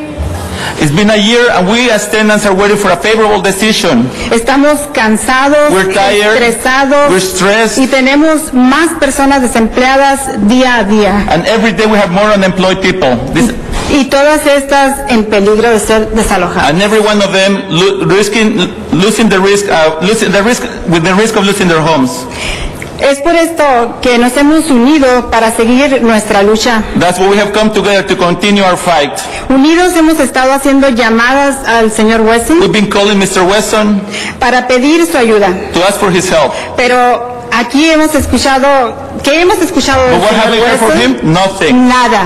Nada, puesto que nos han estado colgando They have todas not las done llamadas que le hemos estado haciendo. And they don't listen to us. Cuando nos reciben la llamada es para Gracias, preguntarnos, ¿se trata de la renta? Okay. Gracias. Gracias. Elizabeth Blaney is our next speaker. After Ms. Blaney will be Laura Cuadros after that. Good morning. Good morning. My name is Elizabeth Blaney, and I work with Unión de Vecinos in Boyle Heights. Again, like many of my friends have said, that it was a year ago tomorrow that we were here asking for your support. And at that time, many of you promised to do reform, comprehensive reform for rent control. It's been a year and nothing has happened. It has been held up in committee. We have met with many of you and your staff since then, asking you to try and get it out of committee, and you still have taken no action. You are supposed to fulfill with your word, and you promised us there would be action. There are things that you can do. You can ask the committee to speed things up. You can help try and get reports back to council. You can ask the Economic Roundtable to come and give their supplemental report on many other findings that they've had since the report was published 2 years ago. You are not taking action. You have the power, the authority to be able to take action.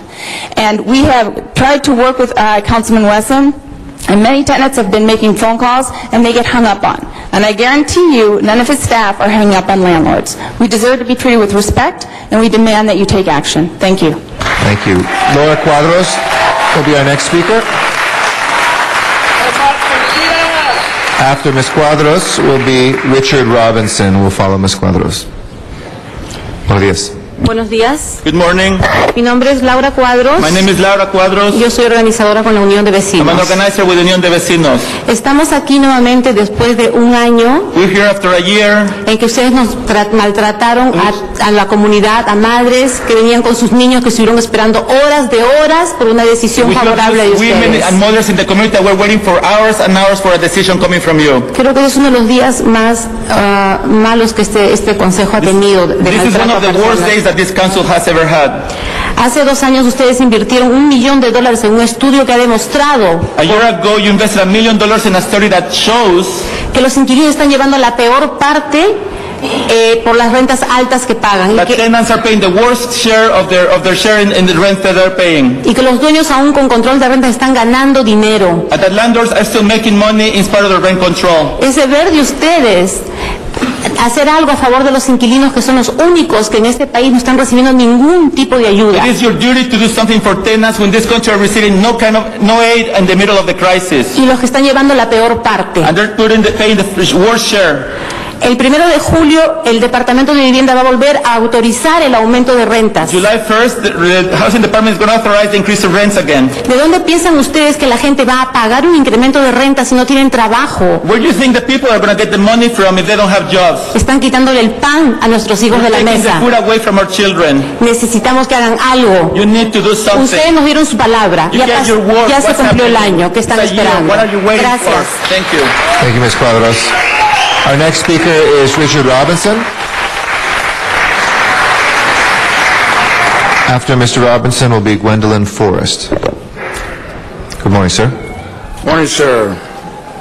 Mr. President, members, Israel, with its back up against the Mediterranean, is surrounded by 21 enemy states. 70% of those states support suicide bombing.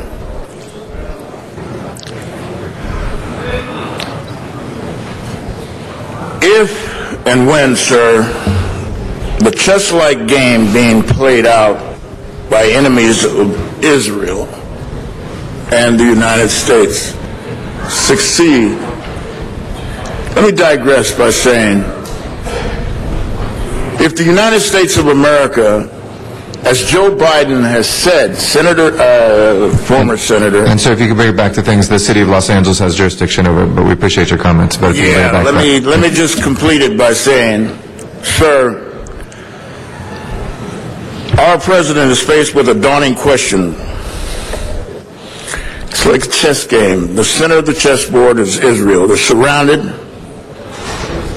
and President Obama is magnificently preventing Israel's enemies from fulfilling a plan. Hamas and Fatah are together. The Gaza Strip is afire. And what am I saying? We have to think in terms of the survival of Israel if we are to think in terms of the survival of the United States of America, the Judeo-Christian ethic. Thank you, sir. Thank you, Mr. Robinson. Gwendolyn Forrest will be our next speaker. After Ms. Forrest will be Kendra Moore. Good morning. Good morning. My name is Gwendolyn Forrest, and I'm from North Hollywood. I'm here with POWER and also with National People's Action, which is a national network of about 60 organizations across the country working on a variety of issues, including access to housing. So I'm here to support the message that you've been hearing today, and also to convey that we are organized and that we have the research to back us up, and we also have the heart and the conviction. I imagine that many people in this room were happy to see that Children's Mental Health Day has been recognized today. And I would just ask you to think about access to housing, to safe housing, as something that's critical for a child growing up in Los Angeles to be able to be of sound body and mind. So please, again, understand the urgency of this issue for so many people in this room and so many people in this city. And please, again, we ask you to reconsider. Thank you very much. Thank you very much, ma'am. Kendra Moore is our next speaker. After Ms. Moore will be Julio Quesada. Good morning. Good morning. My name is Kendra Moore. I'm a member of POWER from Venice and LA Human Rights to Housing Collective. I'm here today to ask you, what have you done for housing lately? Last year you said you couldn't do anything at that time and moment. It's been a year. It's been a year now that you have done nothing. Okay, look, don't tell us that you can't do anything, nothing can be done. Yes, it can. This is why we're here today, to let you know what we as people from Los Angeles have got together. Section 8, rent control, homeless, and public housing folks got together, and this is what we've done in a year. We've gotten together, we saved over it was an $80 million deal of Section 8 housing that was preserved in Venice, California by the beach. We've got together, we got rid of a corrupted housing authority director. We also organized over hundreds of people across the city of Los Angeles to fight for human rights. I'm asking, what have you guys done for housing lately? Housing is a human right. It is a right for every person to have a home, to have a place to live. I don't know where you live. I don't know if you have a home or not, but there's people that are sleeping in the streets that need a place to stay. They want to go home and pull up in the driveway, park, and go and sleep in a warm house as well.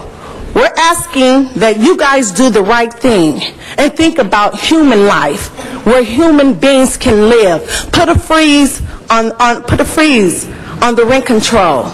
Somebody needs to control what's going on. Thank you, ma'am. Appreciate your comments today. Alacor, you're doing a good job, and the rest of you guys, I'm putting you Julio on Quesada. blast. After Mr. Quesada will be Walter Bechtel.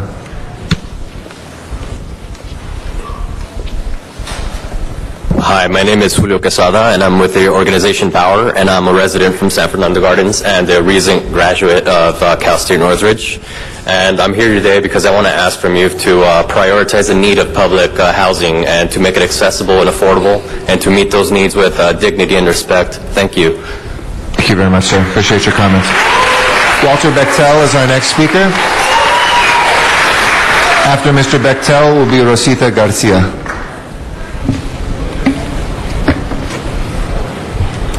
Good morning, sir. Good morning, Mr. Garcetti. I think I should talk about slumlords and their supposed plight. You know, I put almost every dollar I now have into the slumlord I'm living with, and the guy won't even paint the wall.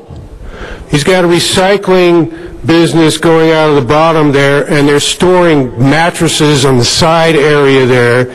He won't do nothing about that. The mattresses all have bed bugs, and the city refuses to enforce the law. They kicked out the liquor store owner, but the liquor store owner doesn't own the building. I don't understand.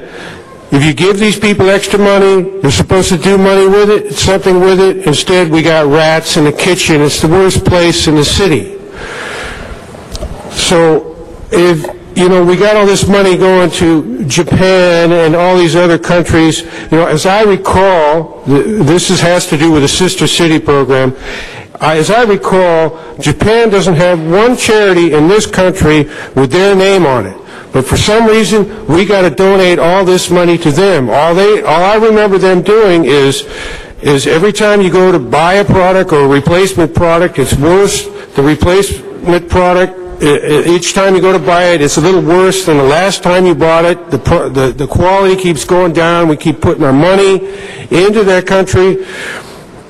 Why don't we just take our money and put it into our country?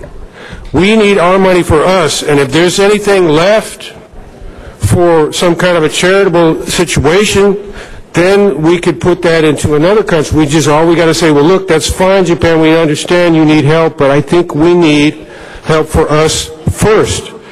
And after that, then we can give that to them, and then use that money to keep the rents down.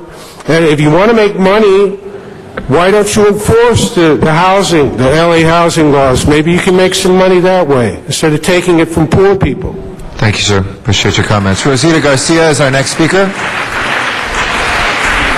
After Ms. Garcia will be Erica Torres. Good morning. Mi nombre Buenos días. es Rosita Un momentito García, por traducción. Represento a Inquilinos Unidos y he venido a hablar Un de la momentito. situación Y que el- personalmente vivo y vive todo. Por favor. Muy buenos días. Mi nombre es Rosita García. Good morning, my name is Rosita García. Represento a Inquilinos Unidos. I represent Inquilinos Unidos. Y he venido a hablar de lo que siento, de lo que veo, porque no necesito un papelito escrito. I have come to talk about my feelings and to talk about what I see. I don't need to have a written paper. Sino es mi propia experiencia. But I'm talking from my own experience. Y lo que veo que todos los latinos estamos viviendo ahorita. I see what all the Latins are living right now. Que no tenemos mucho dinero, mucha gente no tiene trabajo. We don't have that much money and many people doesn't have a job.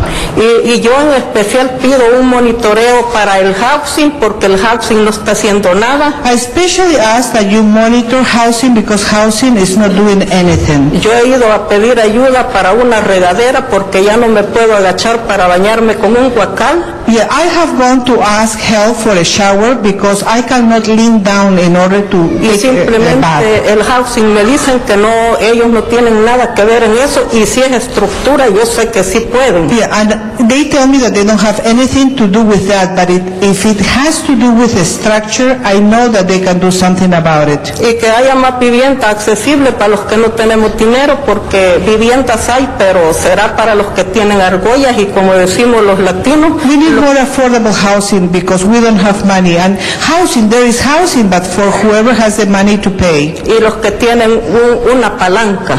And for whoever has some kind of assistance or help by... Si no, uno no puede entrar en eso.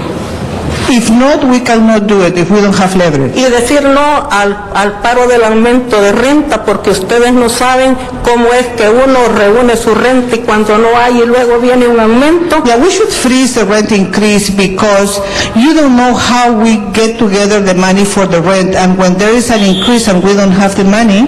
Gracias. Thank you. Muchas gracias. Erica Torres is our next speaker. And then Ana Beltrán will follow Ms. Torres. Buenos días. Buenos días a todos los representantes que están aquí presentes. Good morning to the City Council. Y a toda la comunidad que está aquí al lado de mí. And all the community that's here. Y es un orgullo representar a la comunidad, sea morenos, blancos, latinos. And it's an honor to represent the community, being Latinos, African American, and whites. Para reclamar nuestros derechos, porque tenemos muchos derechos que reclamar. To claim our rights, because there's a lot of rights we need to reclaim. Y nosotros estamos aquí primeramente para decirles a ustedes que se pongan en nuestros zapatos, cómo vivimos nosotros trabajando, luchando para pagar renta. And we're asking you here to put yourselves in our shoes to see how we struggle to pay our rents. y para sacar adelante a nuestros hijos, que a veces hay familias que no tienen con qué comer. And to have our children, and sometimes our families don't have any food for our children. Y vemos a ustedes que están bien tranquilos, bien pacíficos, porque tienen plato y comida, tienen todo en su casa, mientras nosotros... And we see all of you sitting there all calm because you have food in your houses and you have a house to go to at night. But us? Pero nosotros hay muchos que no tienen dónde vivir y no es justo lo que están haciendo con nosotros. But us, we don't have sometimes places where to live, and that is not just. Por eso, como ciudadanos, votamos para que ustedes salgan a representarnos, les depositamos nuestra confianza en ustedes y ustedes la pisotean. And like citizens, we go out and vote for you guys and give you the right to represent us, but instead of representing us, you don't do that. Así es que queremos justicia y queremos que nos hagan, que nos escuchen, que no se pongan a reír y estarse criticando unos a otros mientras nosotros aquí agarramos las cosas en serio. We want you to listen and we want you to do what's right instead of looking at your phones, instead of not listening to us. You need to do what we tell you because we voted for you. Gracias. Thank Gracias. you. Our next speaker is Ana Beltran. After Ana Beltran will be Andrés González. After Ms. Beltran is Andrés González. Buenos días. Buenos días. Mi nombre es Ana Beltrán, vengo representando también a Inquilinos Unidos. Hi, my name is Ana Beltrán. I represent Inquilinos Unidos. Estoy aquí básicamente para decir nada más dos palabras. I'm here to say two words. Vivienda justa es nuestro derecho, señor Garcetti. Housing is our right, Mr. Garcetti. Affordable housing, you know. Affordable housing, it's our right. También quiero pedir que tenemos que ayudar a mantener a nuestros hijos fuera de las calles, fuera de las pandillas. We're also asking you here to help us maintain our kids out of the streets, out of gangs. Pido su apoyo para que nos ayude a agarrar casas que podamos pagar porque ahora mismo no tenemos trabajo.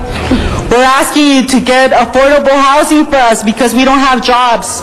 Necesitamos parar también el incremento de gente sin hogar, de los homeless, de las calles de Los Ángeles. We need to do something about the homelessness in our community. We need to get more housing for them. Y que respeten nuestras comunidades, que nos tomen en cuenta para cuando pidan nuestro voto, también nosotros los apoyemos a ustedes. And to respect our communities and respect us, so when you go out and ask for our vote, we can support you. Thank you. Gracias. Thank you. Muchas gracias. Our next speaker is Silvia Hernandez. I think there was one card before that. I might have given it already to the clerk. There was a gentleman. Yeah, that one, if I could say that again. It's, I'm sorry, Andrés González was next, and then after Mr. González is Silvia Hernandez.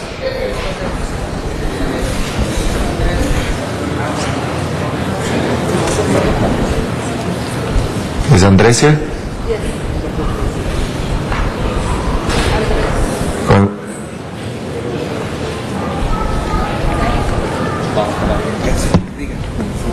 Buenos días. Buenos días. Good morning.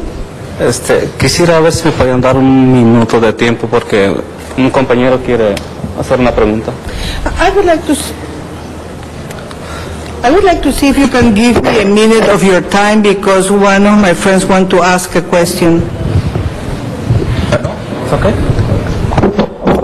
We can't yield time. Desafortunadamente necesitamos que tú hablas al Consejo Municipal. Okay. Bueno, mire, en casa tenemos niños y quisiéramos, no sé, que el control de rentas nos ayudara un poco. We have children at home and we would like to see if rent control can help us. Para preparar a los niños necesitamos tecnología, cosas así. In order to prepare the children we need technology. Ahora, estamos pensando en pagar nuestra renta, que ya nos la aumentaron, o comprar las cosas que necesitan en escuelas. Yeah, we are thinking about if we should pay the rent that they already increased, or if we buy the things that the children need for the school. Es todo, gracias. And that's all, thank you. Gracias, señor. Silvia Hernandez is our next speaker. After that is Alicia Aguirre. Silvia Hernandez. Señora. Buenos días. Muy buenos días. Good morning. Mi nombre es Silvia Hernández. My name is Silvia Hernandez. Mi presencia estar aquí I'm here nuestra comunidad because our community, porque a mí el año pasado me aumentaron la renta like me, last year I got a rent increase, y ahora en febrero otra vez igual and now in February is the same thing, y el trabajo no lo conseguimos. and we didn't get the job. Y otra pregunta And I also have a question que le quiero hacer that I want to es ask you. que como el año pasado la policía introdujo mucho a nuestra comunidad Just like last year, the police came and threatened all of us in the community. y ahora veo lo mismo. Mi pregunta es si están mandando a rodearnos otra vez. And I como see the otro same año. thing. You're sending people to surround us here in the city council chambers. ¿Cuál es su plan? Mi plan, o cuál es su plan. What is your ustedes con plan nosotros? for us against us? Why are you bringing the police to surround the city council chambers again? Why are policemen stationed outside by the doors? Why Sorry, police sir, at sorry, every sir, single it's her outside? turn to speak, sir. Why is the police in city council Sir, I'm going to have to ask you to again? yield That's the what we want to microphone. know. Sir, I'm sorry, it's her chance to speak. Sir, would you please sit down? Our next speaker is Alicia Aguirre.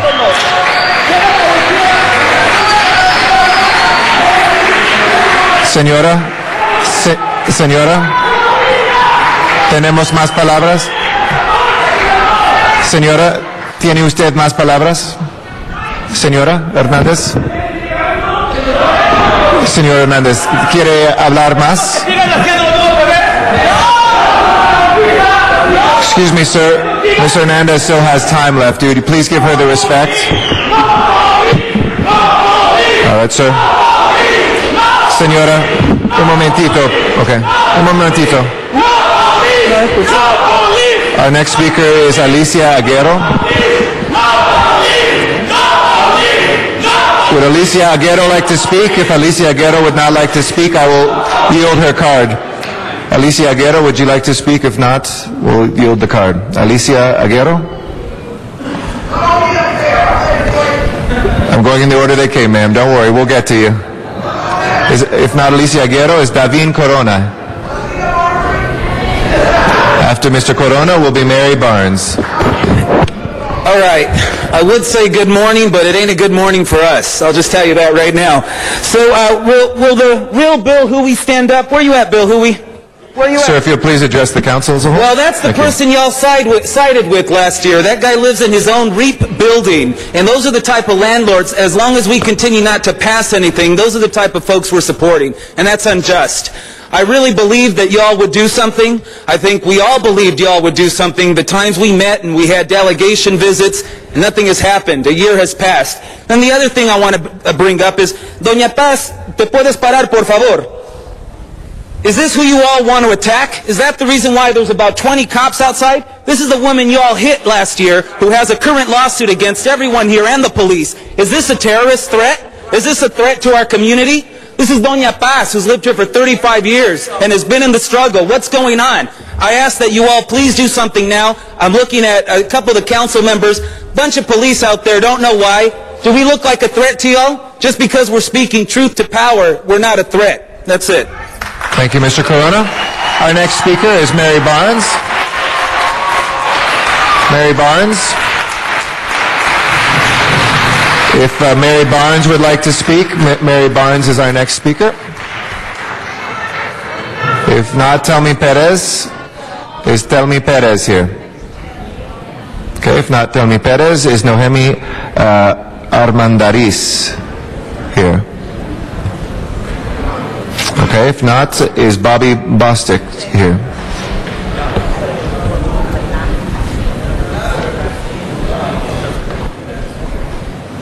We'll get translation.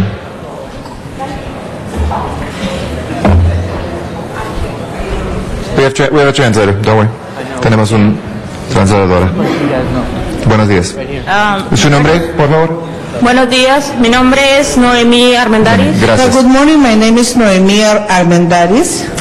Ok, solo tengo algunas preguntas para ti. I just have some questions for you.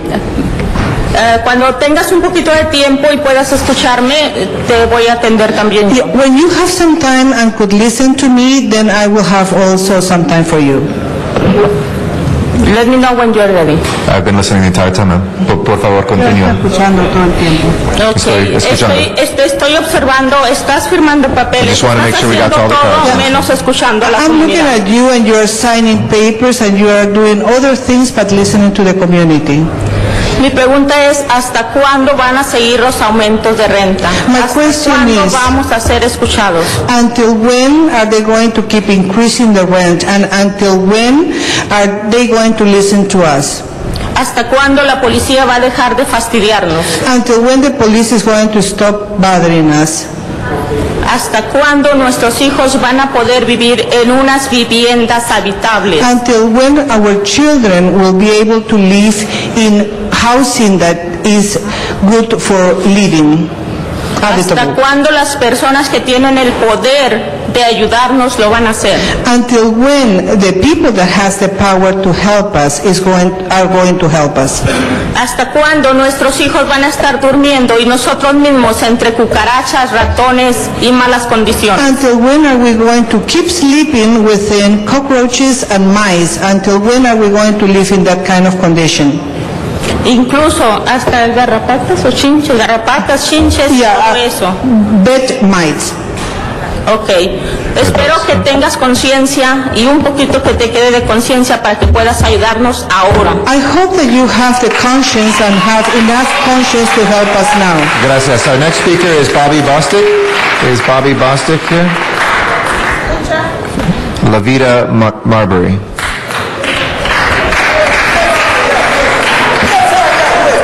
After that will be Bilal Ali. Good morning. You all disgust me, okay? And I want all my families with babies to stand up, represent. You all are sickening. You all sit there in your seats and everything. You don't give a damn about how we are living out here. You know why? Because you're living off of us. Every time something goes wrong and our country's in a fucking crisis, the poor and the homeless suffer the most. Language, please. And we are sick of it. You know what? Let me tell you something, Wesson. Could you please address the council as a whole? Rent freeze, please. Okay? You done turned around and everything and lied to us for the last time, buddy. Okay? All right? Give us what the hell you know we're supposed to have. Get on with it. Our next speaker is Bilal Ali. After Mr. Ali will be Michael Simon. Good morning. Yeah, I just wanted to announce it in case you didn't know. The Los Angeles Human Rights Housing Collectors filed a federal lawsuit against the city of Los Angeles, against the LAPD, against Officer Barney Fife right over there. So there's some more money. Bernard Park, stick that in your budget and finance pipe. Also, I'm tired of begging you guys. We're talking about, what if we just do a citywide rent strike and break some of these landlords? The same landlords is loading up your pocketbooks and your wallets every day. Let's break some of the landlords. They cannot evict everybody, every tenant in the city of Los Angeles. So let's have a rent strike, a citywide rent strike, and let's do this thing. And we're not going to get any action here. On May 20th, when Eric Garcetti, the president of the city council, abdicated his duty as the president and let Dennis Bull-Connor-Zine sick the police on women and children, the disabled, and beat people down, including myself, you abdicated your position. If you can't control your city hall, how the hell you think you're going to be the mayor of the city of Los Angeles?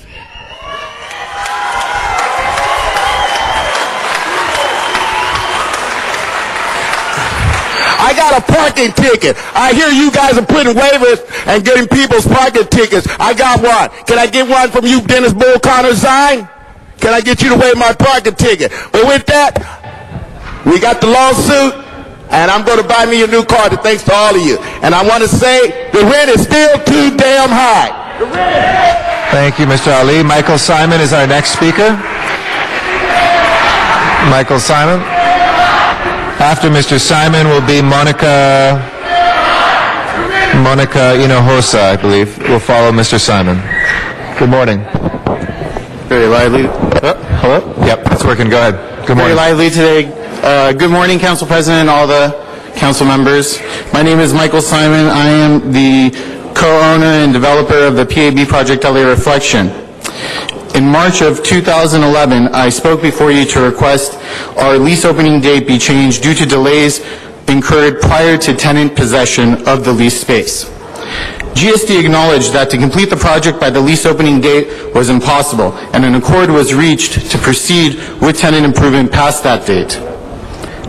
Unbeknownst to us, that accord was breached by GSD, and an improper notice was sent stating we are to be complete by that date, a date that was deemed impossible and understood by all sides.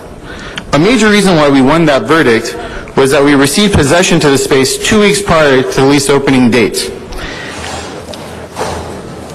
And we received that possession 2 weeks prior due to delays prior to tenant involvement. Our request in March was to amend the date based on these circumstances and to avoid unnecessary interruptions and avoid frivolous lawsuits. We have just received a notice again holding us accountable to that date, and by holding us accountable to that date denies us of our rightful rent credit of $268,000. Over $270,000 alone was in materials, which we have documents to support. We ask again that City Council amend the lease date to a more logical, appropriate, and fair date. We are not in the business to be in litigation. We're in the business to create businesses, create job development, create jobs, and also provide revenue to programs, funding programs to fund the underprivileged, such as a low-income housing development. We ask for your continued support to small businesses, job creations, and by amending the date on the lease. In the packet that I submitted before you this morning is a letter stating the request of the amendment, a calendar of our development. We have to keep the time as even as possible, so thank you. We'll take a look at that. I ask you to please review the packet. Thank you. Monica, I believe it's Hinojosa. I can't quite read. Is it Hinojosa? It's Kujazi. Oh, Kujazi. I'm sorry. Monica. And then after that is Leticia Andrade. Good morning. I've heard all the uproar for the last half an hour, but the flip-flop side of it is I'm the trustee of a building at 621 South Union, and I have pleaded, actually George Eshu, who is my counsel, and he has contacted the city attorney's office because as landlords, we're a partner with tenants, and we're a partner with the city. And I'm not here to condemn anybody. Can I have order in the chambers, please? But we need to work together. I have a building that after the Diamond Bar earthquake in July of '08 had a severe snap in the beam. I have pleaded with the city attorney's office and have put the city attorneys on notice in regards to that we concur. The building needs to be red tagged.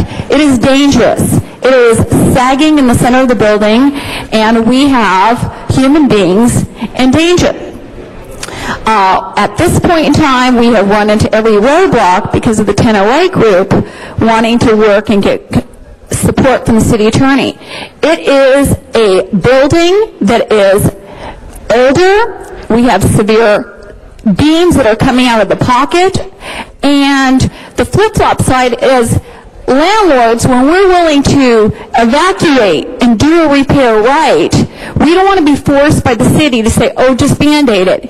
It is a center structural beam, and I come here to make all of the city council aware that the flip-flop side is there are landlords that get accused of being a slumlord. I'm one of them, but I'm here because I care. If I didn't care about human beings, I wouldn't be a landlord. I'd be in the manufacturing business. I'd be making widgets. So I plead with you, and especially Councilman Reyes, I need your help. Thank you, ma'am. Appreciate your testimonies. Leticia Andrade is next. Hector Alvarado will be after that. Is Leticia Andrade here? If not, is Hector Alvarado here? Okay, if Mr. Alvarado is not here. Is Ana Hernandez? Oh. Señor Alvarado? Okay. After that will be Ana Hernandez. Buenos días. No sé si buenos días todos. I don't know if these are good mornings. Buenos días ustedes que tienen casa y trabajo y dinero. Good morning for you that have a house and you have income and you have money. Nosotros no tenemos casa, no tenemos trabajo, no tenemos dinero. We don't have a home, we don't have work, and we don't have money. Pero ¿qué pasó hace un año? What happened a year ago? La gente vino aquí al Palacio Municipal a pedir solamente una cosa. The community came to City Hall to request just one thing. Que no aumenten la renta. To freeze the rent increase. ¿Cuál fue la respuesta de nuestros políticos? What was the response of the politicians? Señor Hernandez. Excuse me, if we could keep it down so we can hear Mr. Mr. Alvarado. Excuse me. Thank you. Continue, por favor. ¿Cuál fue la respuesta de los políticos? What was the response of the politicians? Usaron la policía contra la gente que solamente estaba pidiendo sus derechos. Yeah, they used the police against the community that they were just requesting rights. Yo creo que no es una imagen que ustedes como ciudad están mandando al mundo. I don't think that this is the image that as a city you should send to the world. Se supone que este es el país de la democracia. This is the country of democracy, supposedly. Nomás vemos nosotros que vean ustedes fuera de este país. We just want you to see outside of this country. Arabia, el pueblo de Arabia ya se levantó. In Arabia, the people rised.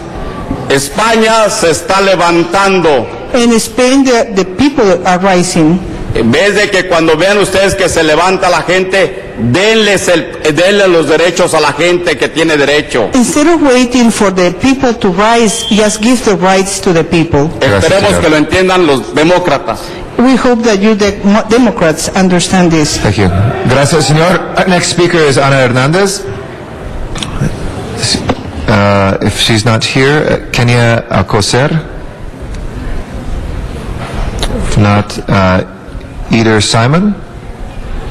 If not, is Gerardo Gomez here? Gerardo Gomez. There's another Eder Simon. Maria Mesa. Mike Miller. Mike Miller here? Not okay. That will close our general public comment. We'll go to items called special. First, I think number 12 is called special for cards. Arnold Sachs, if you'd like to come forward on item number 12.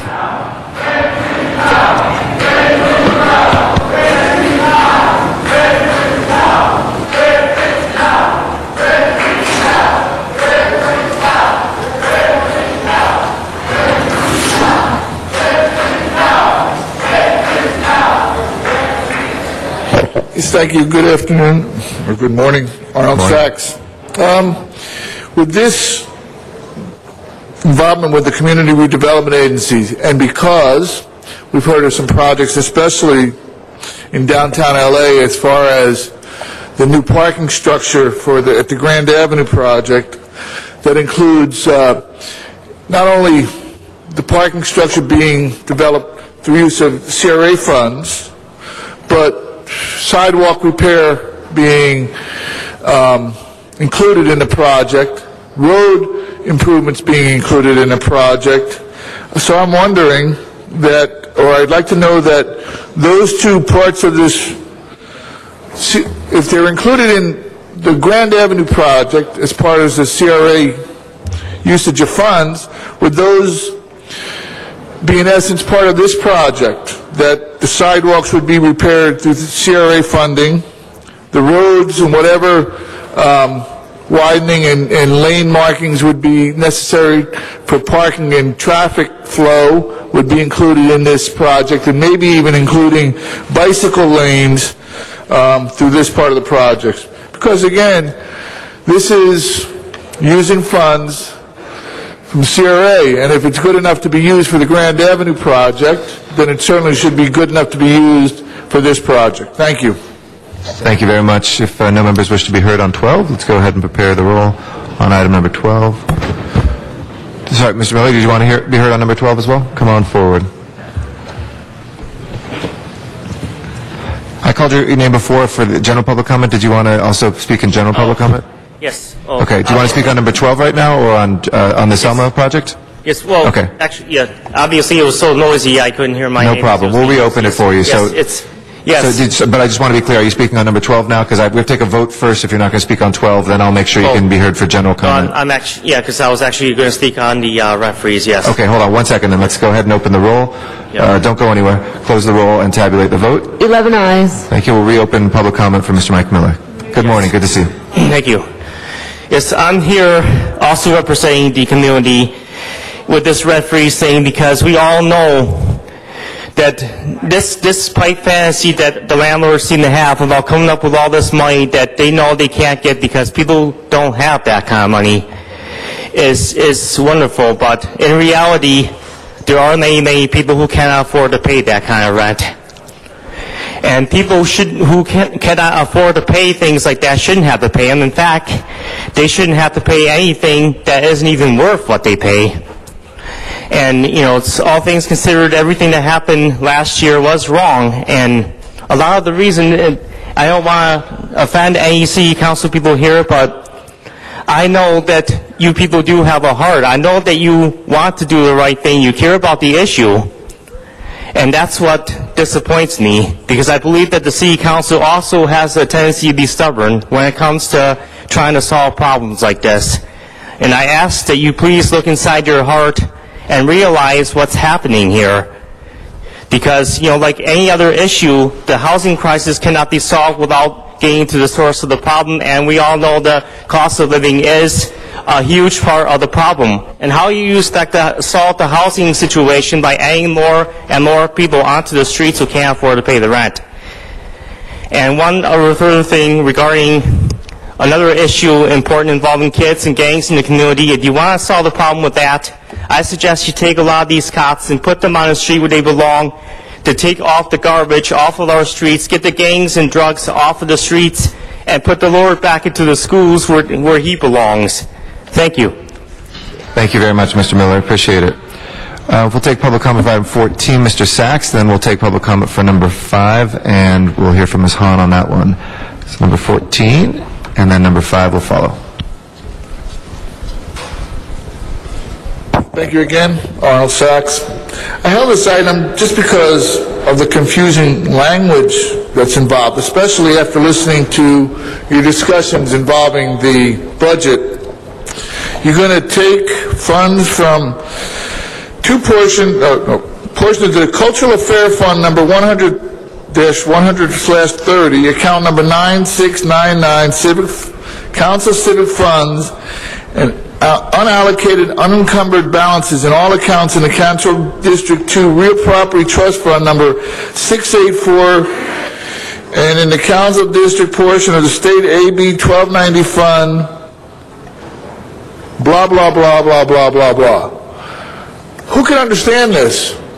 I mean, especially since it says at the end that all expenses need to be authorized by the sitting council member. So why not just say all expenses need to be authorized by the sitting council member? And you're going to create another new fund for these expenses to be authorized by the sitting council member. So what happens to the Cultural Affairs Fund? Is that closed? The Council District Real Property Trust Fund, is that closed? The AB 1290 funds, is that closed? This is the kind of information that should go online, sir. Because if somebody really wants to understand this, let them spend the time. To put this in an agenda item, you might as well be talking blah, blah, blah, blah, blah, blah, blah, blah, blah, blah, blah, blah, blah, blah, blah. It just has no reference to the reality of what you're doing in an everyday government setting. We're closing some funds, all these allocations to the neighborhood council need to be authorized by the sitting council member. Any other further information, go online.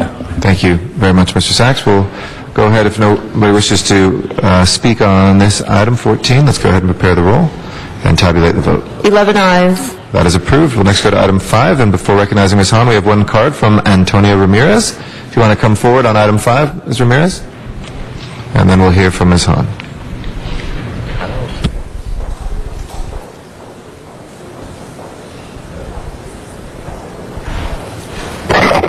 Good morning, ladies and gentlemen.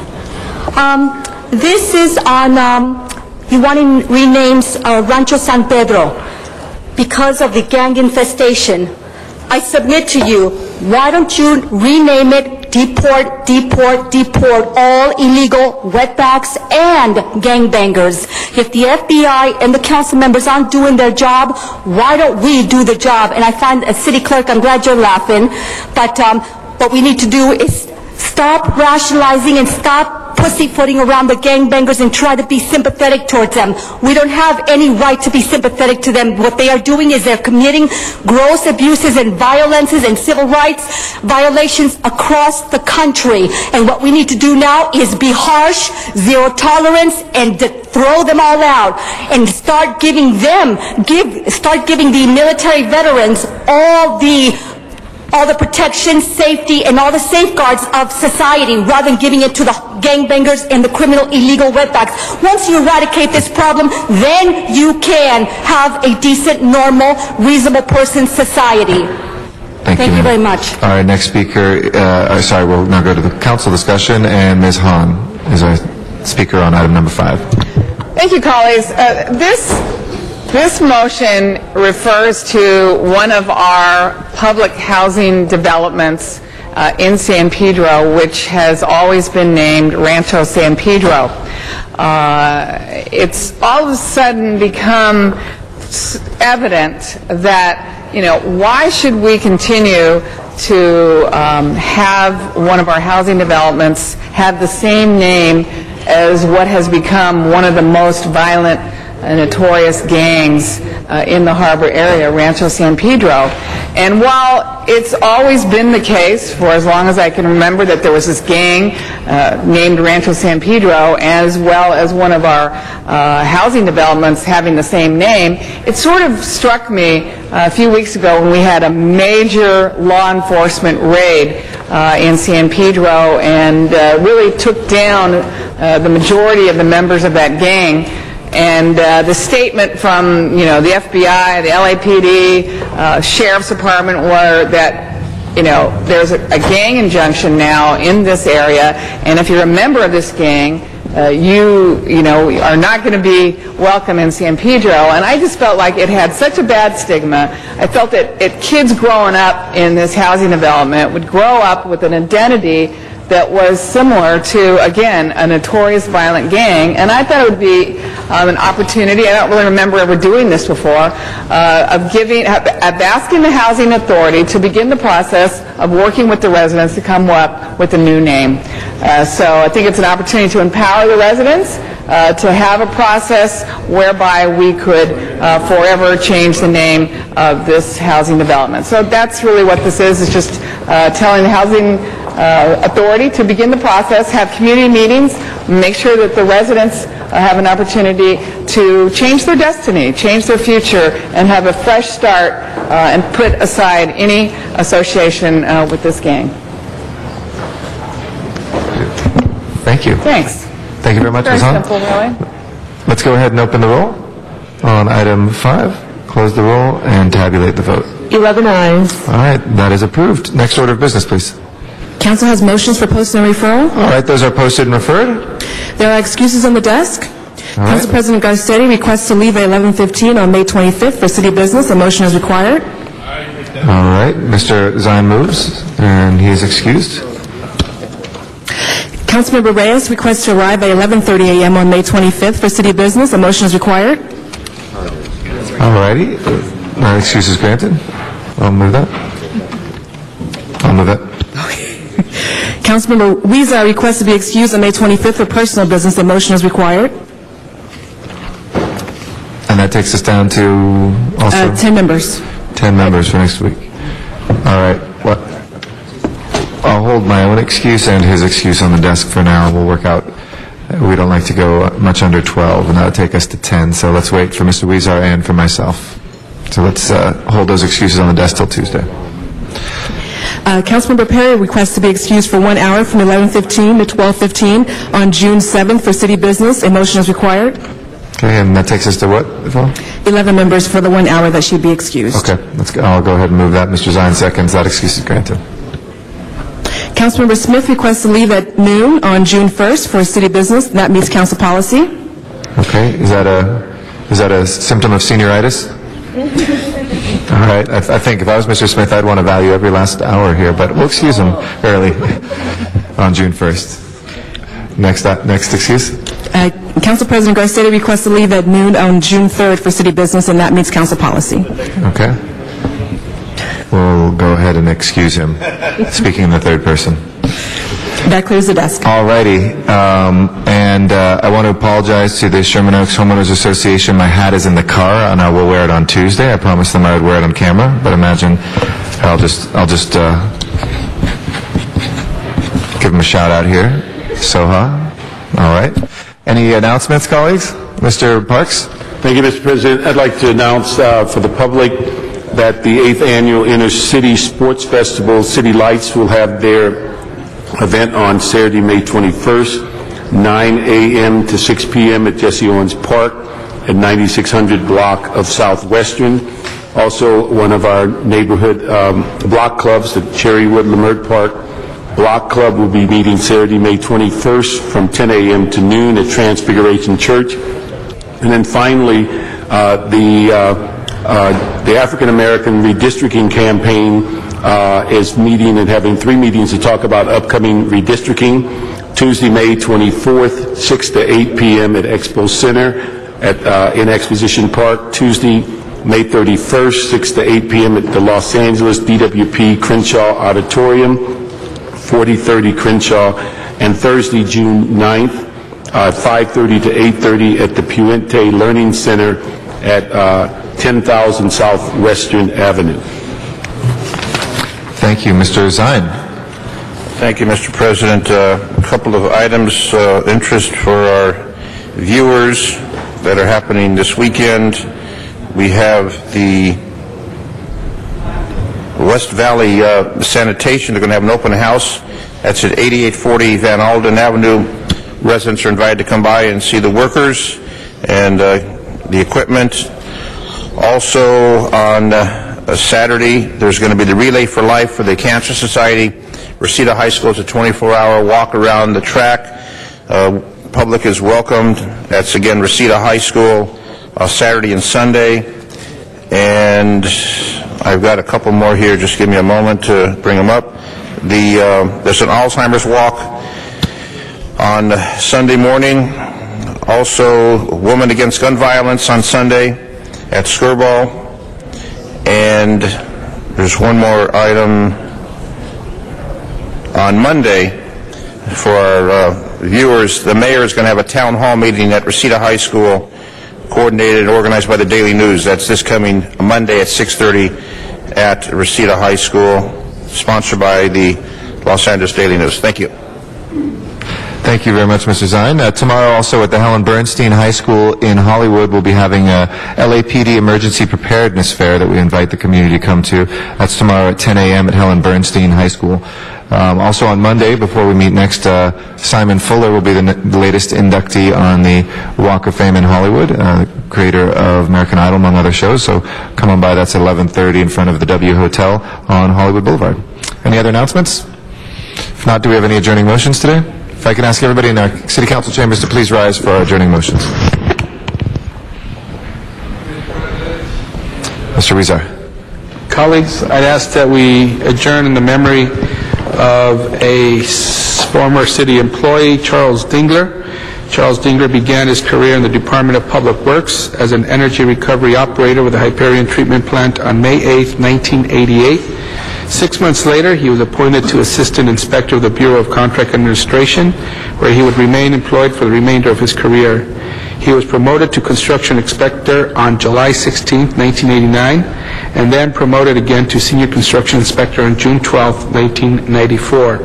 Over the years, Charles has worked on a variety of projects, including large recreation and parks jobs, particularly the Mar Vista Recreation Center, B permits, the LA Convention Center expansion, various libraries such as the Venice Library Project, Vermont Square in Washington, Irving, police stations and jail projects such as the North Hollywood area, Southwest area, Olympic area, Rampart and Harbor replacement. He also worked on the Botero Canyon Park Development Phase 1, East Valley Solid Waste Resource Management Complex, Griffith Observatory, and many others. During his career, Charles was recognized 4 times for high attendance and accrual of sick hours. He became a member of the 800-plus Hours Club in 1997.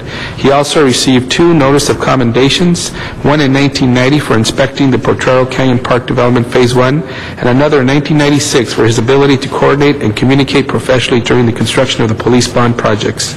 Charles went to work early, was always receptive to learning, was easy to instruct, and was well liked by his peers. He led by example and was a hardworking, dedicated, sincere, and conscientious man. His last work assignment with the Bureau was for the Metropolitan Construction Division under the supervision of Greg Pfeiffer. He served in the city of Los Angeles for 23 years and is survived by his wife of 39 years, Linda Dingler, their 2 daughters, and their grandchildren. May he rest in peace, and thank him for his service to the city of Los Angeles. Thank you. We'll put all members on that. Any other adjourning motions? If there's no other adjourning motions, Madam Clerk, will you please call the roll? We'll next be in session on Tuesday, May 24th. That will be 10 a.m. here in the John Flower Council Chambers. Hope everybody has a good and safe weekend, and we will see you on Tuesday. This meeting of Los Angeles City Council is adjourned.